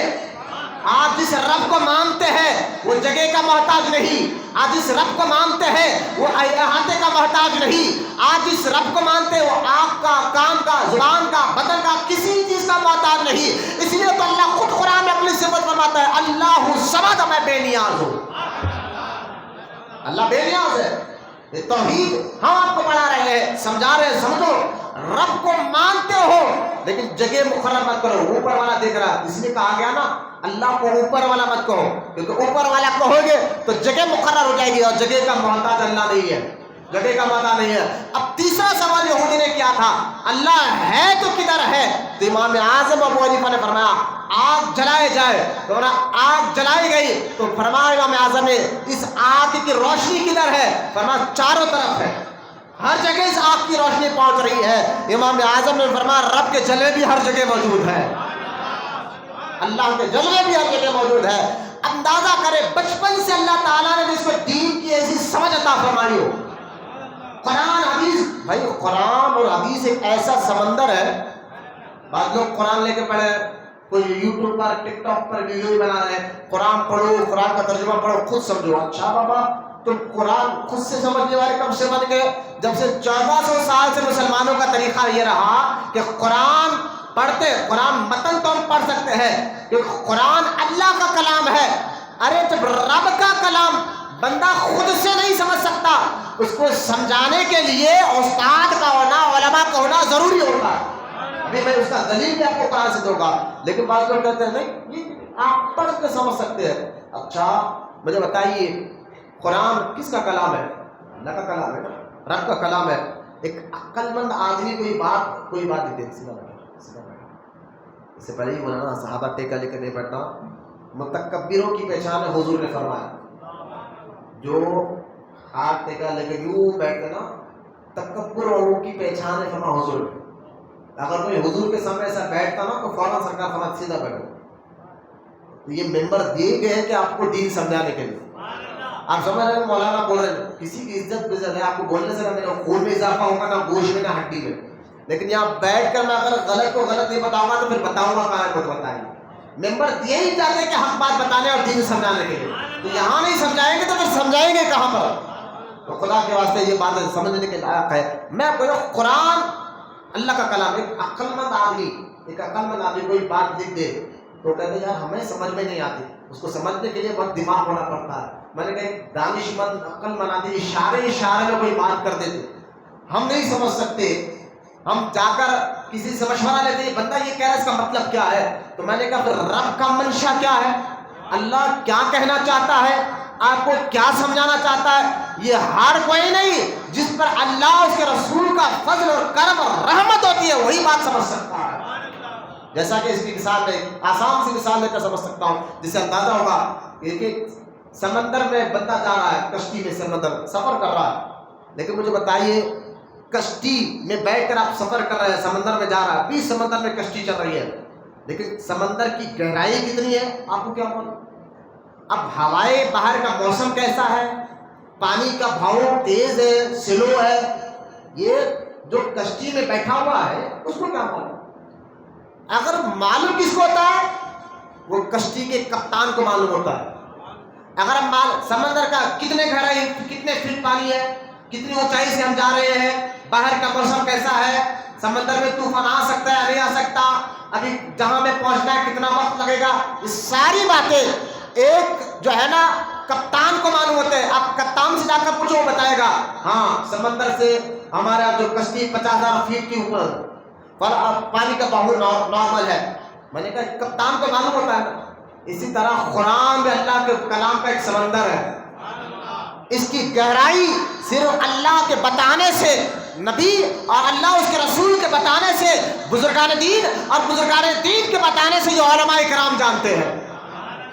ہر کوئی کیسے سمجھ سکتا ہے اللہ کے کلام کو, اس کی جو گہرائی ہے, اللہ کے کہنے کا مقصد کیا ہے, منشا کیا ہے. اب دیکھیں اس لیے خود اللہ, یہ آپ کہیں گے مولانا آپ جذبے میں تو بہت بات کر رہے ہیں, لیکن ابھی امام اعظم ابو حنیفہ کون ہے؟ میں نے کہا امام اعظم ابو حنیفہ نے وہ ہے جو قرآن حدیث کے مطلب کو سمجھ کر لوگوں کو بتایا, لوگوں کو سمجھایا ہے ایسے 1300 سال پہلے, اور 1300 سال سے مسلمان ان کی مقلد کی تقلید کرتے ہوئے آ رہے ہیں. کیوں؟ کیونکہ امام اعظم قرآن حدیث کے وہ کپتان ہیں.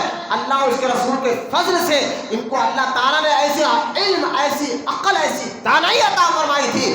آپ قرآن حدیث کے مسئلوں کو گہرائی تک جاتے اور آسانی سے سمجھ کر لوگوں کو سمجھایا جا کرتے تھے. اب دیکھیں بھائی, آپ کہیں گے مولانا ٹھیک ہے جذبے میں آپ بات کہہ رہے ہیں, لیکن میں نہیں مانتا, کیونکہ اگر ایمان والا ہے تو میں نے کہا ٹھیک ہے آپ قرآن تو مانتے ہیں. بولے ہاں, تو آئیے قرآن سورہ توبہ اٹھو, سورہ توبہ آیت نمبر 122 آپ پڑھیں سورہ توبہ کی. اللہ کیا کہہ رہا, میں جو کہہ رہا ہوں کہ اللہ کچھ بندوں کو ایسے بناتا ہے دنیا میں جن کی عقل سمجھ ایسی ہے کہ وہ قرآن حدیث کے منشے کو سمجھتے ہیں. اللہ کیا کہنا چاہتا ہے اس کا مقصد ہم سمجھتے ہیں تو اس بندوں کو سمجھاتے ہیں. تو ایسے بندوں کو اللہ پیدا کرتا ہے ہر دور میں. اب دیکھیں یہ میں نہیں, خود قرآن کہتا ہے. اللہ قرآن میں فرماتا ہے سورہ توبہ آیت نمبر 122, وما کان المؤمنون لینفروا کافہ. اللہ فرماتا ہے یہ تو مسلمان اور مسلمانوں سے یہ تو نہیں ہو سکتا. کیا نہیں ہو سکتا؟ اللہ فرماتا ہے لینفروا کافہ, تم میں سے ہر کوئی جا کر عالم بنے, یہ نہیں ہو سکتا. یہ قرآن کہہ رہا ہے سورہ توبہ آیت نمبر 122, وما کان المؤمنون, تم میں سے ہر مومن ہر مسلمان میں یہ قابلیت نہیں کہ لینفروا کافہ, کہ وہ سب کے سب جا کر عالم بن جائے. ایسا تو ہو نہیں سکتا. کیوں نہیں ہو سکتا؟ اللہ کو اپنے بندوں سے 70 ماہوں سے زیادہ محبت کرتا ہے نا. تو اللہ تعالیٰ اگر تم سب کے سب عالم بننے جائیں گے تو کاروبار کون کرے گا, تجارت کون کرے گا, گھر بار کون چلائے گا, فلاں ذمہ داریاں کون چلائے گا؟ یہ تو ممکن نہیں ہے. لیکن اللہ فرماتا ہے فلو, آگے دیکھیں, فلو لا نفر من کل فرقۃ منہم طائفہ. اللہ فرماتا ہے ہاں تم میں سے کوئی ذہین لوگ جائے, تم میں سے عقل مند لوگ ذہین لوگ جائے اور جا کر کیا کرے, تو ایک جماعت نکلے جا کر کیا کرے؟ لیتفقہوا فی الدین، وہ دین کی سمجھ حاصل کرے. بولیے محبت سے سبحان اللہ. یہ رب کا کلام میں آپ کے سامنے پڑھا کہ لیتفقہوا فی الدین، اور دین کی سمجھ حاصل کرے، دین کا فقہ حاصل کرے، قرآن کو سمجھے، حدیث کو سمجھے. اور کچھ ذہین لوگ ہیں، ہر کوئی نہیں، ذہین لوگ، عقل مند لوگ جائے اور جا کر دین کی سمجھ حاصل کر آئے، اور سمجھ حاصل کر آئے. یہی تو علماء کرتے ہیں نا، 15 سال مدرسے میں دین کی سمجھ حاصل کرتے ہیں. ایک 15 سال ایک بندہ پڑھ کر عالم بن رہا ہے، مفتی بن رہا ہے، اور یہ ٹی وی میں چینل، چھوٹا سا یوٹیوب چینل بنا کے علماء کیا کر رہے ہیں، تجھے کیا معلوم رہے علماء کیا کر رہے ہیں؟ تو ہے چبوترے کا مفتی، انٹرنیٹ کا مفتی. بیٹا لیڈروں کو تو دیکھو بولنے آتا نہیں، روڈیو کے خلاف تم بولتے نہیں، پہلوانوں کے خلاف تم چینل چلاتے نہیں. اب تم کو سیدھا ملے گا علماء کا، فلاں مولانا کیا کر رہے ہیں، فلاں صاحب کیا کر رہے ہیں، کیا کر رہے؟ تمہارے لیے نہیں کر رہے باپ، جو علم حاصل ہے اللہ کے لیے کر رہے. اللہ کو معلوم ہے یہ نام نمود کے لیے نہیں کرتے علماء، اللہ کی رضا کے لیے کرتے ہیں.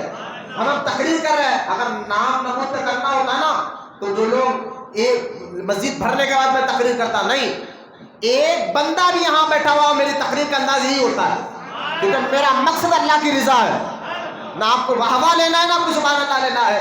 تو لہٰذا سبحان اللہ بھی آپ کہہ رہے ہیں، اللہ کی تعریف ہو رہی ہے، اللہ کی پاکی بیان آپ کر رہے ہیں ماشاء اللہ. لہٰذا علماء کرام کے بارے میں اللہ کیا کہتا ہے؟ تم میں سے کچھ لوگ جائیں اور دین حاصل کر آئے. اب حاصل کر کے آنے کے بعد کیا کرے؟ اب دیکھیں یہ اللہ کا حکم ہے تمام لوگوں کے لیے. علماء کی بات ہم کیوں سنیں، علماء کے ہاتھ کیوں چومیں، کیوں مفتی کے سامنے جا کر بیٹھے؟ ابھی بیٹھنا پڑے گا اگر تو اللہ پر یقین کرتا ہے، کیونکہ اللہ خود فرماتا ہے تم لوگ جاؤ علم حاصل کر آؤ، آ کر لوگوں کو سمجھاؤ. بولا محبت سے سبحان اللہ. آ کر کیا کہو؟ اللہ فرماتا ہے وَلِيُنذِرُوا قَوْمَهُمْ إِذَا رَجَعُوهُمْ إِلَيْهِمْ لَعَلَّهُمْ يَحْذَرُونَ. اللہ فرماتا ہے پھر دین کی سمجھ حاصل کرے اور واپس اپنے قوم کو ڈر سنائے اللہ کا، اس امید پر کہ وہ کامیاب ہو جائے. یہ آیت میں جہاں علماء کو کہا گیا، اللہ تعالیٰ نے خود رب نے کہا، خود اللہ کہہ رہا ہے ذہین نشین لوگ جائیں دین کی سمجھ حاصل کر آئے، اور حاصل کر آ کر لوگوں کو ڈرائے اللہ سے. اور جو میں آپ کو بتاتا ہوں بھائی یہ ایسا مت بیٹھو، ایسا مت بیٹھو، مسجد میں یہ نہ کرو وہ نہ کرو، کس لیے؟ اللہ کے لیے.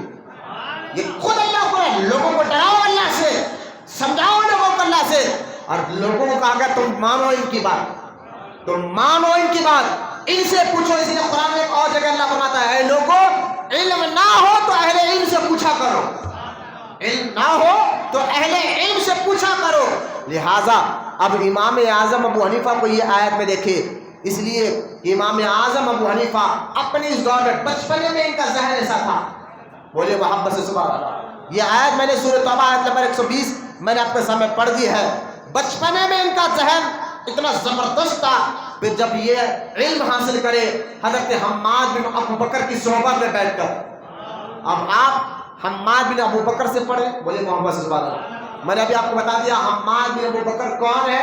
حماد بن ابو بکر شاگرد ہے عکرمہ کے، اور عکرمہ شاگرد تھے حضرت عبداللہ بن مسعود رضی اللہ تعالیٰ عنہ کے.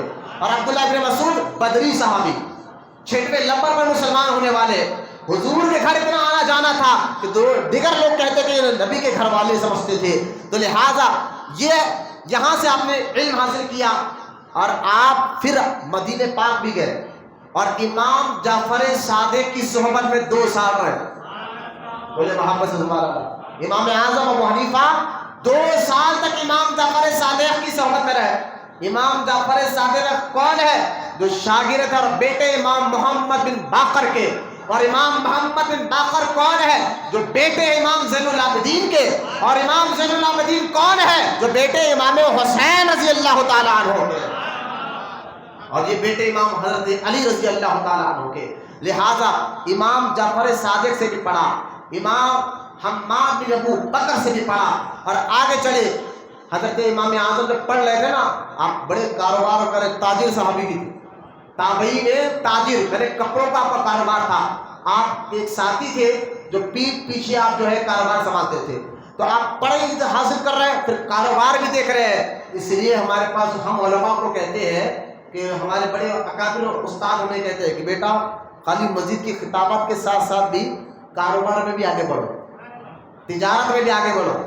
اگر آج کے علماء اکرام جو نا مسجد کے ممبر، کیونکہ مسجد کے بارے میں آپ کو تو معلوم ہے تنخواہ ملتی کتنی ہے، مہنگائی کا دور ہے.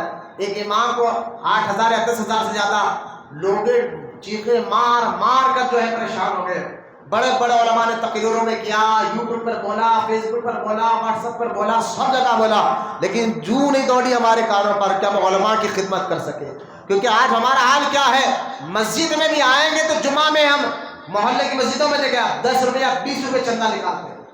ٹھیک ہے، نکالتے ہیں تو 10-20 روپے چندہ دینے کے بعد پھر یہ صاحب مسجد کا پورا باتھ روم استعمال کریں گے، جب چاہے جب مسجد کھلی رہنا. نہیں تو امام صاحب کو غصہ، موسم صاحب کو غصہ. جبکہ مسجد کے باتھ روموں کے بارے میں آتا ہے کہ مسافروں کے لیے بنائے جاتے تھے، مقامیوں کے لیے نہیں، مسافر لوگوں کے لیے بنائے جاتے تھے. مقامی اپنے گھر سے وضو کر یعنی فارغ ہو کر وضو کر نکلتا ہے، مسجد کے آنے تک ہر قدم پہ اللہ تعالیٰ اس کو ایک نیکی عطا فرماتا ہے. کبھی آپ گھر سے تیار ہو کر نکلے لیکن ہمارا رواب وہاں پر ہے. لیکن آپ دیکھیں اللہ تعالیٰ بھی بڑا حسین، میں سمجھانے کے لیے کہہ رہا ہوں، بڑا ہی حسین طریقے سے ہمیں ذلت دے رہا ہے اللہ تعالیٰ. یا جن کو عزت دینا ان کو تو عزت ہم دے رہے نہیں، روڈیوں پہلوانوں سود خوروں کی عزت ہمارے پاس ہو گئی. لیکن ہوا کیا، جن کو اللہ نے ذلت دی تم ان کی عزت کرنے لگ گئے. تو آج ہمارا کیا حال ہے کہ ہم انٹرنیٹ میں مہینے کے 500 روپے خرچ کرنے کے لیے تیار ہیں. ہاں، اسٹار والے کو مہینے کے 500 دینے کے لیے تیار ہے اور مسجد میں وہی 10 یا 20 روپے. یہ حال ہمارا ہو گیا ہے. تو خیر ہمارے بزرگان دین نے کہا کہ امام لوگ امامت کے ساتھ ساتھ تجارت بھی کیا کریں، تاکہ اس کے 2 فائدے ہوں گے. ایک فائدہ تو یہ کہ مسجد کی تنخواہ اور کاروبار کرنے والا تجارت کے پیسے سے گھر اچھا چلے گا، سکون سے چلے گا. ورنہ مہینے کے 10,000 مجھے آپ بتائیں، ایک امام کو مہینے کے 10,000 دیا جا رہا ہے، اس کو فائدہ کیا چلے گا زندگی. وہ 5,000 وہ تو کرایہ دے گا گھر کا، 5,000 میں مہینہ پر کون چلاتا ہے؟ آپ کو معلوم ہے کہ کس طرح مہنگائی چل رہی ہے. لیکن پھر بھی اسی 10,000 میں اللہ تعالیٰ اتنی برکت دیتا ہے، ہاں دیتا ہے الحمدللہ، پھر ان کے گھر چل رہے ہیں. لیکن فائدہ بتا رہا ہوں کہ اماموں کو میں اکثر کہتا ہوں بھائی تم کاروبار، ہمارے فیلڈ کے لوگوں کو میں کہتا ہوں کہ آپ لوگ کاروبار میں بھی ذہن دو، تجارت میں بھی ذہن دو. ہمارے بزرگان دین اس فیلڈ میں کاروبار بھی کو ہاتھ سے نہیں چھوڑا. امام اعظم ابو حنیفہ جہاں دین کی طرف بڑے عالم تھے وہاں آپ تاجر بھی تھے، کاروبار کیا کرتے تھے. تو کاروبار کا ایک فائدہ دماغی سکون ملے گا، ٹینشن زیادہ نہیں رہے گا. دوسرا فائدہ کیا ہوگا، غلط کو آنکھ میں آنکھ ملا کر بول سکو گے. ہاں، اگر امام خود مسجد کے صدر صاحب سے ڈرنے والا بن جائے، صدر صاحب بولے گا چائے پی لو، محلے کے روڈیوں پہلوانوں سے ڈرے گا، اور امام بولے گا اگر میں یہاں سے نکل گیا تو کھاؤں گا کیا بھائی، پیوں گا کیا. لہٰذا صدر صاحب غلطی کرے تو کرنے دو، مؤذن صاحب غلطی کرنے تو کرنے دو. صدر صاحب مسجد میں بیٹھ کر چیخ کے باتیں کرتے، امام میں ہمت نہیں ہے کہ وہ حدیث سنا سکے کہ جناب مسجد میں بیٹھ کر بات کرنا حرام ہے، حرام ہے، حرام ہے. دنیاوی باتیں کرنا کیوں ہمت نہیں ہے؟ نوکری کہاں چلے جائے گی. کیوں ہمت نہیں ہے؟ پھر وہ چائے ناراض ہو جائیں گے. کیوں ہمت نہیں ہے کہ بھائی چائے پھر ہمارے چائے کون پلائے گا. لہٰذا اگر وہی امام امامت کے ساتھ ساتھ تاجر بھی ہو تو غلط کو غلط کرتے ہوئے دیکھے گا، چاہے امام کا مسجد کا کمیٹی کا صدر کیوں نہ ہو، چاہے باہر کا کوئی آدمی ہو، پھر وہ آنکھ میں آنکھ ملا کر بولے گا، آنکھ میں آنکھ ملا کر بولے گا جناب یہ غلط ہے، یہ مت کرو. اس سے اللہ ناراض ہوتے ہیں، رسول ناراض ہوتے ہیں. وہ نوکری کا نہیں، کیونکہ اللہ، اس لیے اللہ نے سمجھ عطا فرمایا. ہمارے بزرگان دین دیکھے، امام اعظم ابو حنیفہ رحمۃ اللہ تعالیٰ علیہ، آپ زبردست تاجر تھے، آپ بڑے کر رہے ہیں، تاجر بھی ہے. پھر امام جعفر صادق سے آپ نے پڑھا، پھر حضرت انس بن مالک کے پاس آپ گئے. انس بن مالک رضی اللہ تعالیٰ عنہ جن کا مزار بصرہ میں ہے، بصرہ میں ابھی موجودہ بصرہ کا جو علاقہ ہے وہاں آپ کا مزار شریف ہے. اور کون ہے انس بن مالک؟ یہ حضور صلی اللہ علیہ وسلم کے خادم خاص ہے. مطلب کیا ہے، صحابہ میں انس بن مالک کو یہ مقام حاصل ہے کہ انہوں نے 10 سال تک حضور کی خدمت کی ہے. کتنے سال تک؟ 10 سال تک لگاتار حضور کی خدمت میں رہے. اللہ کے رسول صلی اللہ علیہ وسلم کی خدمت میں رہے ہیں، اور 10 سال میں انس بن مالک فرماتے ہیں میرے آقا کے اخلاق اتنے پیارے تھے۔ انس بن مالک سے کسی نے پوچھا آپ تو حضور کی خدمت میں 10 سال لگاتار رہے ہیں، حضور کے خلوت کو بھی دیکھا، جلوت کو بھی دیکھا، اخلاق کو بھی دیکھا، مزاج کو بھی دیکھا، ذرا یہ تو بتائیے حضور کے اخلاق اور مزاج کیسے تھے؟ انس بن مالک کہتے ہیں ان 10 سالوں میں حضور نے مجھے کوئی کام اگر میں کر بھی دیتا جو کام حضور کو پسند بھی نہ تھا ہو، اگر میں کر بھی دیتا تو حضور یہ نہیں پوچھتے تو نے یہ کام کیا کیوں؟ حضور یہ نہیں پوچھتے۔ مطلب یہاں پر یہ نہیں ہے کہ معاذ اللہ کہ انس بن مالک کوئی حرام ناجائز کام کرتے، ایسا نہیں۔ اگر حضور کے سامنے حرام اور ناجائز کام ہوتا تو پھر حضور کالر پکڑ کر بولتے، بولے محمد صلی اللہ علیہ وسلم۔ نبی کے سامنے حرام، وہ جو بعض لوگ کہتا ہم صوفی ہے کسی کو برا نہیں بولتے، میں نے کہا تمہارے سامنے تمہارا مرید بگڑ جا رہا میاں، وہابیوں کے ساتھ بیٹھ رہا، گستاخوں کے ساتھ بیٹھ رہا، اور تم کہہ رہے ہیں ہمارے، میں کسی کو برا نہیں بولتا۔ میں نے کہا دیکھو بھائی کیوں، ارے مولانا آپ کے دور میں وہابی سنی سب چھوڑ جا رہا، بلکہ کو دشمن جب کوئی لاٹھی برساتا ہے، کوئی پسٹول چلاتا ہے نا تو پسٹول کی گولی یہ نہیں دیکھتی کہ تم سنی ہے یا وہابی ہے، کوئی لاٹھی تمہیں مار رہا ہے تو پسٹول لکڑی چلانا یہ نہیں کہتے کہ سنی ہے وہابی، سب کو ایک ہونا چاہیے۔ میں نے کہا ٹھیک ہے، اس کا جواب میں اکثر دیتا ہوں جو لوگ مجھ سے کیا سنی وہابی سب ایک ہو جائیے، میں کہتا ہوں کیونکہ دشمن آپ کو غالب ہے۔ میں نے کہا بھائی صاحب سنو، اگر یقیناً دشمن کی گولی تو تمہیں نہیں پہچانے گی، دشمن کی لاٹھی تو تمہیں نہیں پہچانے گی، لیکن تم جانے کے بعد فرشتے ضرور تمہیں پہچانے گے، اللہ کا بتانے سے فرشتے ضرور پہچانے گے غدار رسول ہے یا عاشق رسول ہے۔ یہاں کی بڑی کس کو ہے، دکھانا تو اللہ کی بارگاہ میں ہے نا، پہنچنا تو اللہ کی بارگاہ میں ہے، فرشتے پہچانے گے۔ موت تو آنی ہے، کون انکار کرے گا موت کا ہے؟ بڑے بڑے تھم لگے گر جا رہے، کئی سے ویڈیو وائرل ہو رہے ہیں، بیٹھے بیٹھے انتقال ہو جا رہا، کوئی پتہ ہی نہیں چلا موت کا۔ تو موت تو آنی ہے، لیکن ایسی موت ہمیں قبول ہے جس میں ہم عشق رسول دل میں لے کر جا رہے ہو۔ اب یہ کہ لاٹھی میں نے بھاڑ میں گئی لاٹھی، گولی نہیں دیکھی، میں نے کہا بھاڑ میں گئی گولی، یہ چہرہ مرنے کے بعد حضور کو دکھانا، یہ فرشتے پہچانے کے اللہ کے بتانے سے عاشق تھا، حضور کا عاشق تھا، غدار نہیں تھا، موت کو پسند کرا لیکن غدار کی صحبت کو پسند نہیں کرا۔ تو کہہ رہا ہوں کہ ہم صوفی کسی کو برا نہیں بولتے۔ میں نے کہا حضور کی عادت پاک تھی، حضور کے سامنے اگر کوئی حرام اور ناجائز کام کرتا تو حضور پکڑ کر کہتے یہ کیا کر رہا ہے، تو تم کو کس پیٹ کی مولی ہو؟ تو لہٰذا امام اعظم ابو حنیفہ انس بن مالک سے بھی پڑھے۔ اب آپ دیکھیے، آپ امام اعظم ابو حنیفہ رحمۃ اللہ تعالیٰ، بات ختم کر رہا ہوں، تھوڑی سی علمی بات ہوگی، سستی کاہلی بے چینی آ رہی تو ذرا باہر جا کر ٹہل کے آ جائیے، اگر آپ کو بیٹھنا مسجد میں دل نہیں بول رہا تو ٹہل کر آ جائیے۔ لیکن میں چہروں کو دیکھ رہا ہوں سستی کاہلی برداشت، کیونکہ وقت قریب آ گیا ہے امام اعظم ابو حنیفہ کو سمجھنے کا کہ آج ہم سب ہیں نا، آپ بھی جتنے بیٹھے ہوئے ہم سب حنفی ہیں۔ کیوں حنفی ہے؟ کیونکہ ہم امام اعظم کے بتائے ہوئے فتووں پر عمل کر رہے ہیں، 1300 سال سے مسلمان۔ ایسے 4 امام گزرے ہیں، جو 4 امام میں سے کسی ایک امام کی مسلمان جو ہے پیروی کرتے ہوئے آ رہا ہے 1300 سال سے۔ 4 امام میں سے کسی ایک امام کی پیروی کرنا ضروری ہے ہر مسلمان کو، کیونکہ قرآن میں کہتا ہے وَأُولِي الْأَمْرِ مِنْكُمْ، تم میں سے جو اہل اولی الامر ہے، اہل علم ہے، تم ان کی اطاعت کرو۔ بولے محبت سے سبحان اللہ۔ قرآن میں اللہ فرماتا ہے یا ایھا الذین آمنوا، اے ایمان والو، اطیعوا اللہ اطیعوا الرسول، اللہ کا بھی حکم مانو، رسول کا بھی حکم مانو، وَأُولِي الْأَمْرِ مِنْكُمْ، اور جو تمہارے درمیان علم والے ہیں ان کا بھی حکم مانو۔ یہ قرآن کی آیت آ گئی، اس سے یہ 1300 سال سے مسلمانوں کے صحابہ کے بعد ایک دور ایسا آیا کہ جس میں مسلمان کیا کرے کہ کس طرح قرآن کو سمجھے، حدیث کو سمجھے، کس کے فتوے کو مانے، یہ سمجھنے کے لیے کسی ایک امام کے پیچھے چلتے تھے۔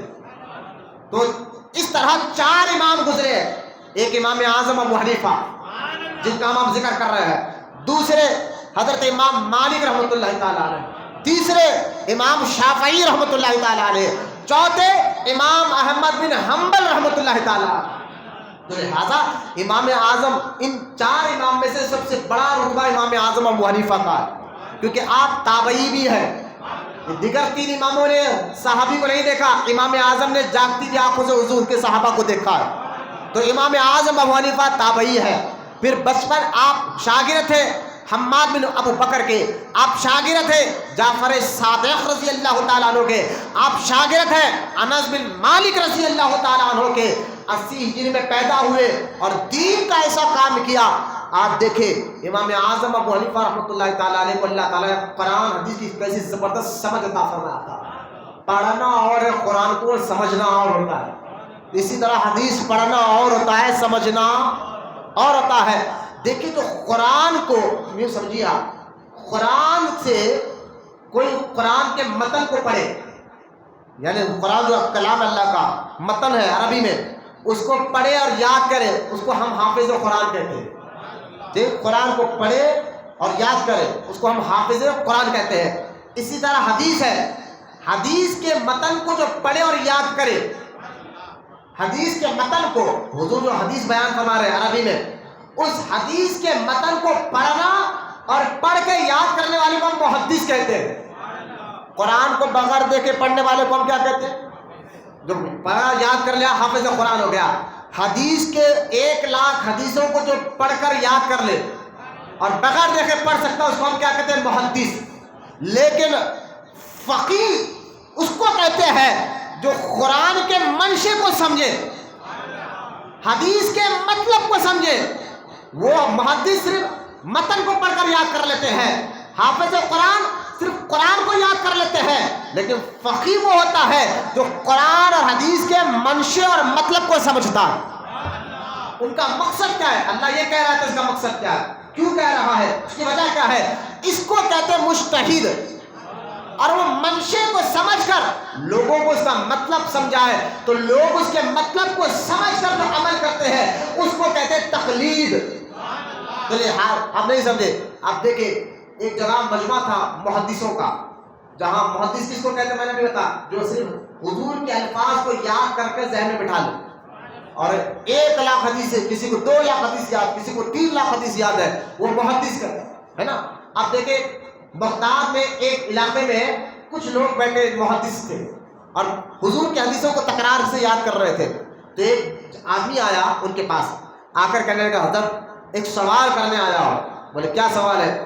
کیا میرے کھیت کے بعد ایک اور آدمی کا کھیت ہے، لہذا میرے کھیت کے کنویں میں پانی زیادہ ہے، تو میں اپنے کنویں کا پانی اپنے کھیت کو سیراب کرنے کے بعد، سوال کو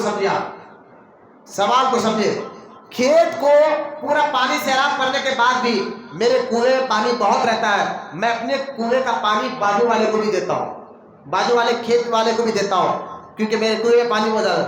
کیا اس پر مجھے ثواب ملے گا؟ کیا اس پر مجھ کو ثواب ملے گا؟ تو وہ جو محدثین بیٹھے ہوئے تھے نا، جو حدیث کے متن کو یاد کرنے والے، ان میں سے کہا نہیں ثواب نہیں، گناہ ہے۔ اب وہ پریشان ہو گیا، بولے کیا گناہ کیسے ہو گیا؟ تو اس نے کہا دیکھو گناہ اس طرح ہو گیا کہ اللہ کے رسول صلی اللہ علیہ وسلم نے فرمایا تم اپنے کھیت کا پانی دوسری کھیت میں مت ڈالا کرو۔ یہ حدیث ہے، حدیث بھی ہے، اپنے کھیت کا پانی تو دوسری کھیت میں مت دیا کرو، یہ حدیث کے الفاظ بھی ہیں۔ حدیث اب اس کا ظاہری مطلب آپ کیا سمجھ رہے ہیں؟ یہی سمجھ رہے ہیں نا کہ حضور نے کیا فرمایا کہ اپنے کھیت کا پانی دوسری کھیت میں مت دو، حضور نے یہ فرمایا۔ اب وہ سوال کرنے والے کیا کہا میں اپنے کھیت کا کنویں کا پانی دوسرے کو دوں؟ تو وہ محدث کھڑے ہو گئے، کہنے غلط ہے، تم نے غلط سمجھا، ایسا نہیں کرنا، جو حضور نے منع فرمایا اپنے کھیت کا پانی دوسرے کھیت میں مت دو۔ لیکن اسی مجمع میں ایک بندہ تھا جو امام اعظم کا شاگرد تھا، وہ کھڑا ہوا اور کھڑا ہو کر کہنے لگا کہ حضرت جو آپ کہہ رہے حدیث کا معنی تو صحیح بتا رہے، حضور نے تو یہ کہا لیکن حضور کا کہنے کا مقصد آپ نہیں سمجھے۔ بولو اللہ سبحان اللہ۔ آپ دیکھیں فقیہ کون ہوتا ہے، اس لیے ہر ایک مسجد کا مولوی فقیہ مفتی نہیں ہوتا، اس لیے ہر مسجد کا امام حافظ ضرور ہوتا ہے، عالم ضرور ہوتا ہے، لیکن قرآن حدیث کو سمجھنے والے کو فقیہ بہت بڑا مفتی کہتے ہیں۔ اس لیے ہم فتویٰ لینے مفتیوں کے پاس جاتے ہیں، حافظ قرآن کو بیچارے کیا معلوم ہوگا ایک محدث کو، لیکن جو قرآن کے جو ہے نا مقصد کو سمجھے، حضور کے کہنے کا مقصد کو سمجھے. اب حضور کو ظاہر طور پر یہ کہہ رہے کہ اپنے کھیت کا پانی دوسرے کھیت میں دو، حدیث میں آیا ہے، لیکن وہ امام اعظم کے شاگرد تھے. وہ کھڑے ہو کر کہہ رہے ہیں حضور کے کہنے کا مقصد یہ نہیں ہے. حضور جو یہ کہہ رہے ہیں اپنے کھیت کا پانی دوسری کھیت میں مت دو، حضور کے کہنے کا مطلب یہ ہے کہ زنا مت کرو. بولو محبت سے سبحان اللہ. حضور کہہ رہے کہ زنا مت کرو، اور اشارے میں حضور نے یہ بات کو سمجھایا ہے، اشارے میں حضور نے یہ بات کو سمجھایا ہے. تو اب سمجھ گئے ہوں گے آپ جن کو اللہ دین کی سمجھ دیتا ہے. بولنا سبحان اللہ. اور قرآن حدیث پاک میں اللہ کے رسول صلی اللہ علیہ وسلم فرماتے ہیں اللہ جس سے بھلائی کا ارادہ کرتا ہے، اللہ جس سے بھلائی کا ارادہ کرتا ہے، حضور فرماتے ہیں پھر اللہ تعالیٰ اس کو دین کی سمجھ عطا فرما دیتا ہے. امام اعظم ابو حنیفہ رحمۃ اللہ تعالیٰ علیہ کو اللہ تعالیٰ نے ایسی زبردست سمجھ عطا فرمائی تھی دین کی، قرآن کی، حدیث کی. آپ نے اصول بنائے. قرآن میں نماز پڑھنے کا حکم تھا، ابھی نماز پڑھنے کے اصول نہیں بنے تھے. صحابہ کے بعد صحابہ تو اصول جانتے تھے، میں صحابہ کی بات نہیں کر رہا ہوں، ذہن میں رکھے بچے نوجوان میں بیٹھے آپ بھی سنیں. صحابہ کی بات میں نہیں کر رہا ہوں، کیونکہ اس امت میں سب سے افضل طبقہ صحابہ کا ہے. نبیوں کے بعد سب سے افضل طبقہ صحابہ کا ہے. تو صحابہ کی بات میں نہیں کر رہا ہوں. صحابہ تو اصول جانتے تھے، نماز کے اصول کیا ہے، روزے کے اصول کیا ہے، زکوٰۃ کے طریقے کیا ہے، حج کا طریقہ کیا ہے، اور حرام حلال کیا ہے، یہ صحابہ جانتے تھے. میں اس وقت کی بات کر رہا ہوں جو صحابہ کے بعد کا دور چالو ہوا، وہ امام اعظم کا دور تھا. تو لوگ قرآن تو پڑھ رہے تھے، قرآن میں نماز کا ذکر ہے، لیکن بتایا نماز پڑھنا کیسا ہے قرآن میں نہیں ہے. نماز کا طریقہ کیا ہے، اصول کیا ہے، نماز کے شرائط کیا ہے، فرائض کیا ہے، واجبات کیا ہے، مستحبات کیا ہے، مکروہات کیا ہے، مکروہ تنزیلی کیا ہے، نماز کے اندر سب چیزیں، یہ اصول کیا ہے، یہ اصول کیا ہے کوئی نہیں جانتا تھا.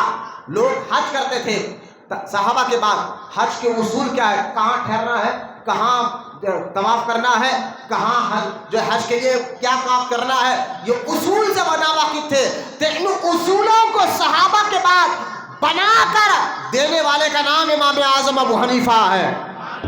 بولے نا محبت سے سبحان اللہ. امام اعظم ابو حنیفہ وہ ذات ہے جنہوں نے نماز کے اصول قانون کو بنایا قرآن حدیث کی روشنی میں.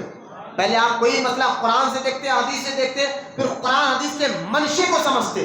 اللہ کہنا کیا چاہتا ہے، رسول کہنا کیا چاہتے ہیں، کیا سمجھانا چاہتے ہیں، یہ سمجھ کر پھر لوگوں کو سمجھاتے. یہ سمجھنے والے کا نام امام اعظم ابو حنیفہ ہے. جیسا کہ امام شافعی رحمۃ اللہ، یہ خود بھی فقیہ ہے، بہت بڑے مفتی ہے. امام شافعی سے کسی نے پوچھا امام اعظم کون ہے، فرمایا امام اعظم کو اللہ تعالیٰ نے دین کی ایسی سمجھ دی تھی. امام شافعی ایک بڑی مثال دے کر سمجھاتے ہیں، بس یہ سمجھو کہ امام اعظم دوائی بنانے والے ہیں اور ہم دوائیوں کو بیچنے والے ہیں. بولو سبحان اللہ. امام شافعی کہتے ہیں امام اعظم دوائی بنانے والے ہیں اور ہم دوائی بیچنے والے ہیں. یعنی امام اعظم کو اللہ تعالیٰ نے ایسا قرآن اور حدیث کا فقہ اور سمجھ عطا فرمایا تھا. جیسا کہ آپ دیکھیں ایک مسئلہ میں آ گیا، ایک آدمی تھا، اس کا نکاح ہوا، 2 بیویاں اس کو تھے. اوپر والی بیوی کو اس نے نیچے رکھا، اوپر 2 بیویاں، ایک نیچے رہتی تھی اوپر رہتی. اب جس گھر میں 2 بیویاں تو انبن تو ہوتی ہے نا. اب وہ آدمی جو ہے سیڑھیوں پر چڑھ رہا تھا تو نیچے والی اس کی بیوی چیخنے لگی، اوپر سے اوپر والی بیوی چیخنے لگی، دونوں آپس میں بکنے لگے. آدمی کو بڑا غصہ آیا. غصہ آتے ہی اس نے کہا اے اوپر والی، اپنی بیوی کو کہا اگر میں تیرے پاس آیا تو تجھے 3 طلاق، اور نیچے والی بیوی کو کہا اگر میں تیرے پاس نیچے آ گیا تو تجھے 3 طلاق. اب مسئلہ غصہ ختم ہوا. اب سیڑھیوں پر بیٹھ کے جناب، اب نہ اوپر جا سکتا، اگر اوپر جائیں گے تو اوپر والی بیوی چلے جائے، نیچے آئیں گے تو نیچے والی بیوی. اب یہ دونوں کو نہیں چھوڑنا چاہتے، کرنا کیا؟ تو وہاں آپ نے ایک نوکر کو بلایا اس آدمی نے کہ جاؤ بھائی فتویٰ لے کر آؤ. اب سارے جو کوفہ کے جتنے بڑے بڑے مفتی تھے جن کو دین کی سمجھ تھی نا، وہ کہنے لگے بھائی طلاق تو ہوگا، 2 میں سے 1 تو جائے گی، 2 میں سے 1 تو جائے گی بس. لیکن جب دوڑتے وہی شخص امام اعظم کے پاس گیا یہ دیکھیں دین کی سمجھ قرآن حدیث کا فیض جسے ملتا ہے تو کیسی سمجھ اللہ تعالیٰ ان کو عطا فرماتا ہے. امام اعظم ابو حنیفہ رحمۃ اللہ تعالیٰ نے فرمایا میں مسئلے کا جواب دوں گا اور ایسا جواب دوں گا کہ دونوں بھی طلاق سے بچ جائیں گے. بولنا سبحان اللہ. سارے کوفہ کے علماء بولے یہ کیسے ہو سکتا ہے؟ کیوں؟ امام اعظم نے فرمایا یہ ہو سکتا ہے. بولو وہ کیسے؟ امام اعظم نے فرمایا کہ دیکھو سوال کو غور کرو. سوال کیا تھا کہ اوپر والی سے کہا اگر میں تیرے پاس آیا تو تیرے سے طلاق، نیچے والی سے کہا اگر میں تیرے پاس آیا تو تیرے سے 3 طلاق. تو لہٰذا اس نے جگہ بھی مقرر کی اور جگہ بھی مقرر کی، عورت کو بھی مقرر کیا. امام اعظم نے فرمایا اس کا آسان سا جواب یہ ہے نیچے والی کو اوپر بھیج دو، اوپر والی کو نیچے بھیج دو، یہ دونوں بھی طلاق سے بچ جائیں گے. یہ دین کی سمجھ آپ کو بتا رہا ہوں میں، یہ دین کی سمجھ میں آپ کو بتا رہا ہوں. امام اعظم ابو حنیفہ کو اللہ تعالیٰ نے کیسے عطا فرمایا. آپ دیکھیں کہ امام اعظم جس دور میں تھے نا اس دور کے بڑے بڑے ائمہ علماء جہاں سر جھکاتے تھے وہ امام اعظم ابو حنیفہ ہے، جنہیں قرآن سمجھنے کے اصول بتائے، حدیث سمجھنے کے اصول بتائے، طریقے بتائے. اور حضور داتا گنج بخش لاہوری جن کا مزار لاہور میں ہے نا، داتا گنج بخش لاہوری رحمۃ اللہ تعالیٰ علیہ، جو داتا صاحب جن کے پاس غریب نواز 40 دن کا چھلا بیٹھ کر آتے. اندازہ کرے یار جہاں خواجہ غریب نواز بیٹھ کر فیض لے رہے ہیں وہ داتا صاحب کا دربار. داتا صاحب کی کتاب ہے گنج بخش لاہوری، داتا گنج بخش لاہوری کی کتاب ہے کشف الموجود. اس کتاب میں آپ فرماتے ہیں میں نے ایک مرتبہ خواب دیکھا، خواب داتا صاحب بیان کر رہے ہیں، میں نے ایک مرتبہ خواب دیکھا کہ اللہ کے رسول صلی اللہ علیہ وسلم کعبے کی صحن میں ہے اور گود میں ایک آدمی کو لیے ہوئے ہیں. جس طرح ایک آدمی چھوٹے بچے کو گود میں لیتا ہے نا، اس طرح بوڑھے آدمی کو حضور گود میں لیے ہوئے اور اس سے پیار کر رہے ہیں. بولو نا سبحان اللہ.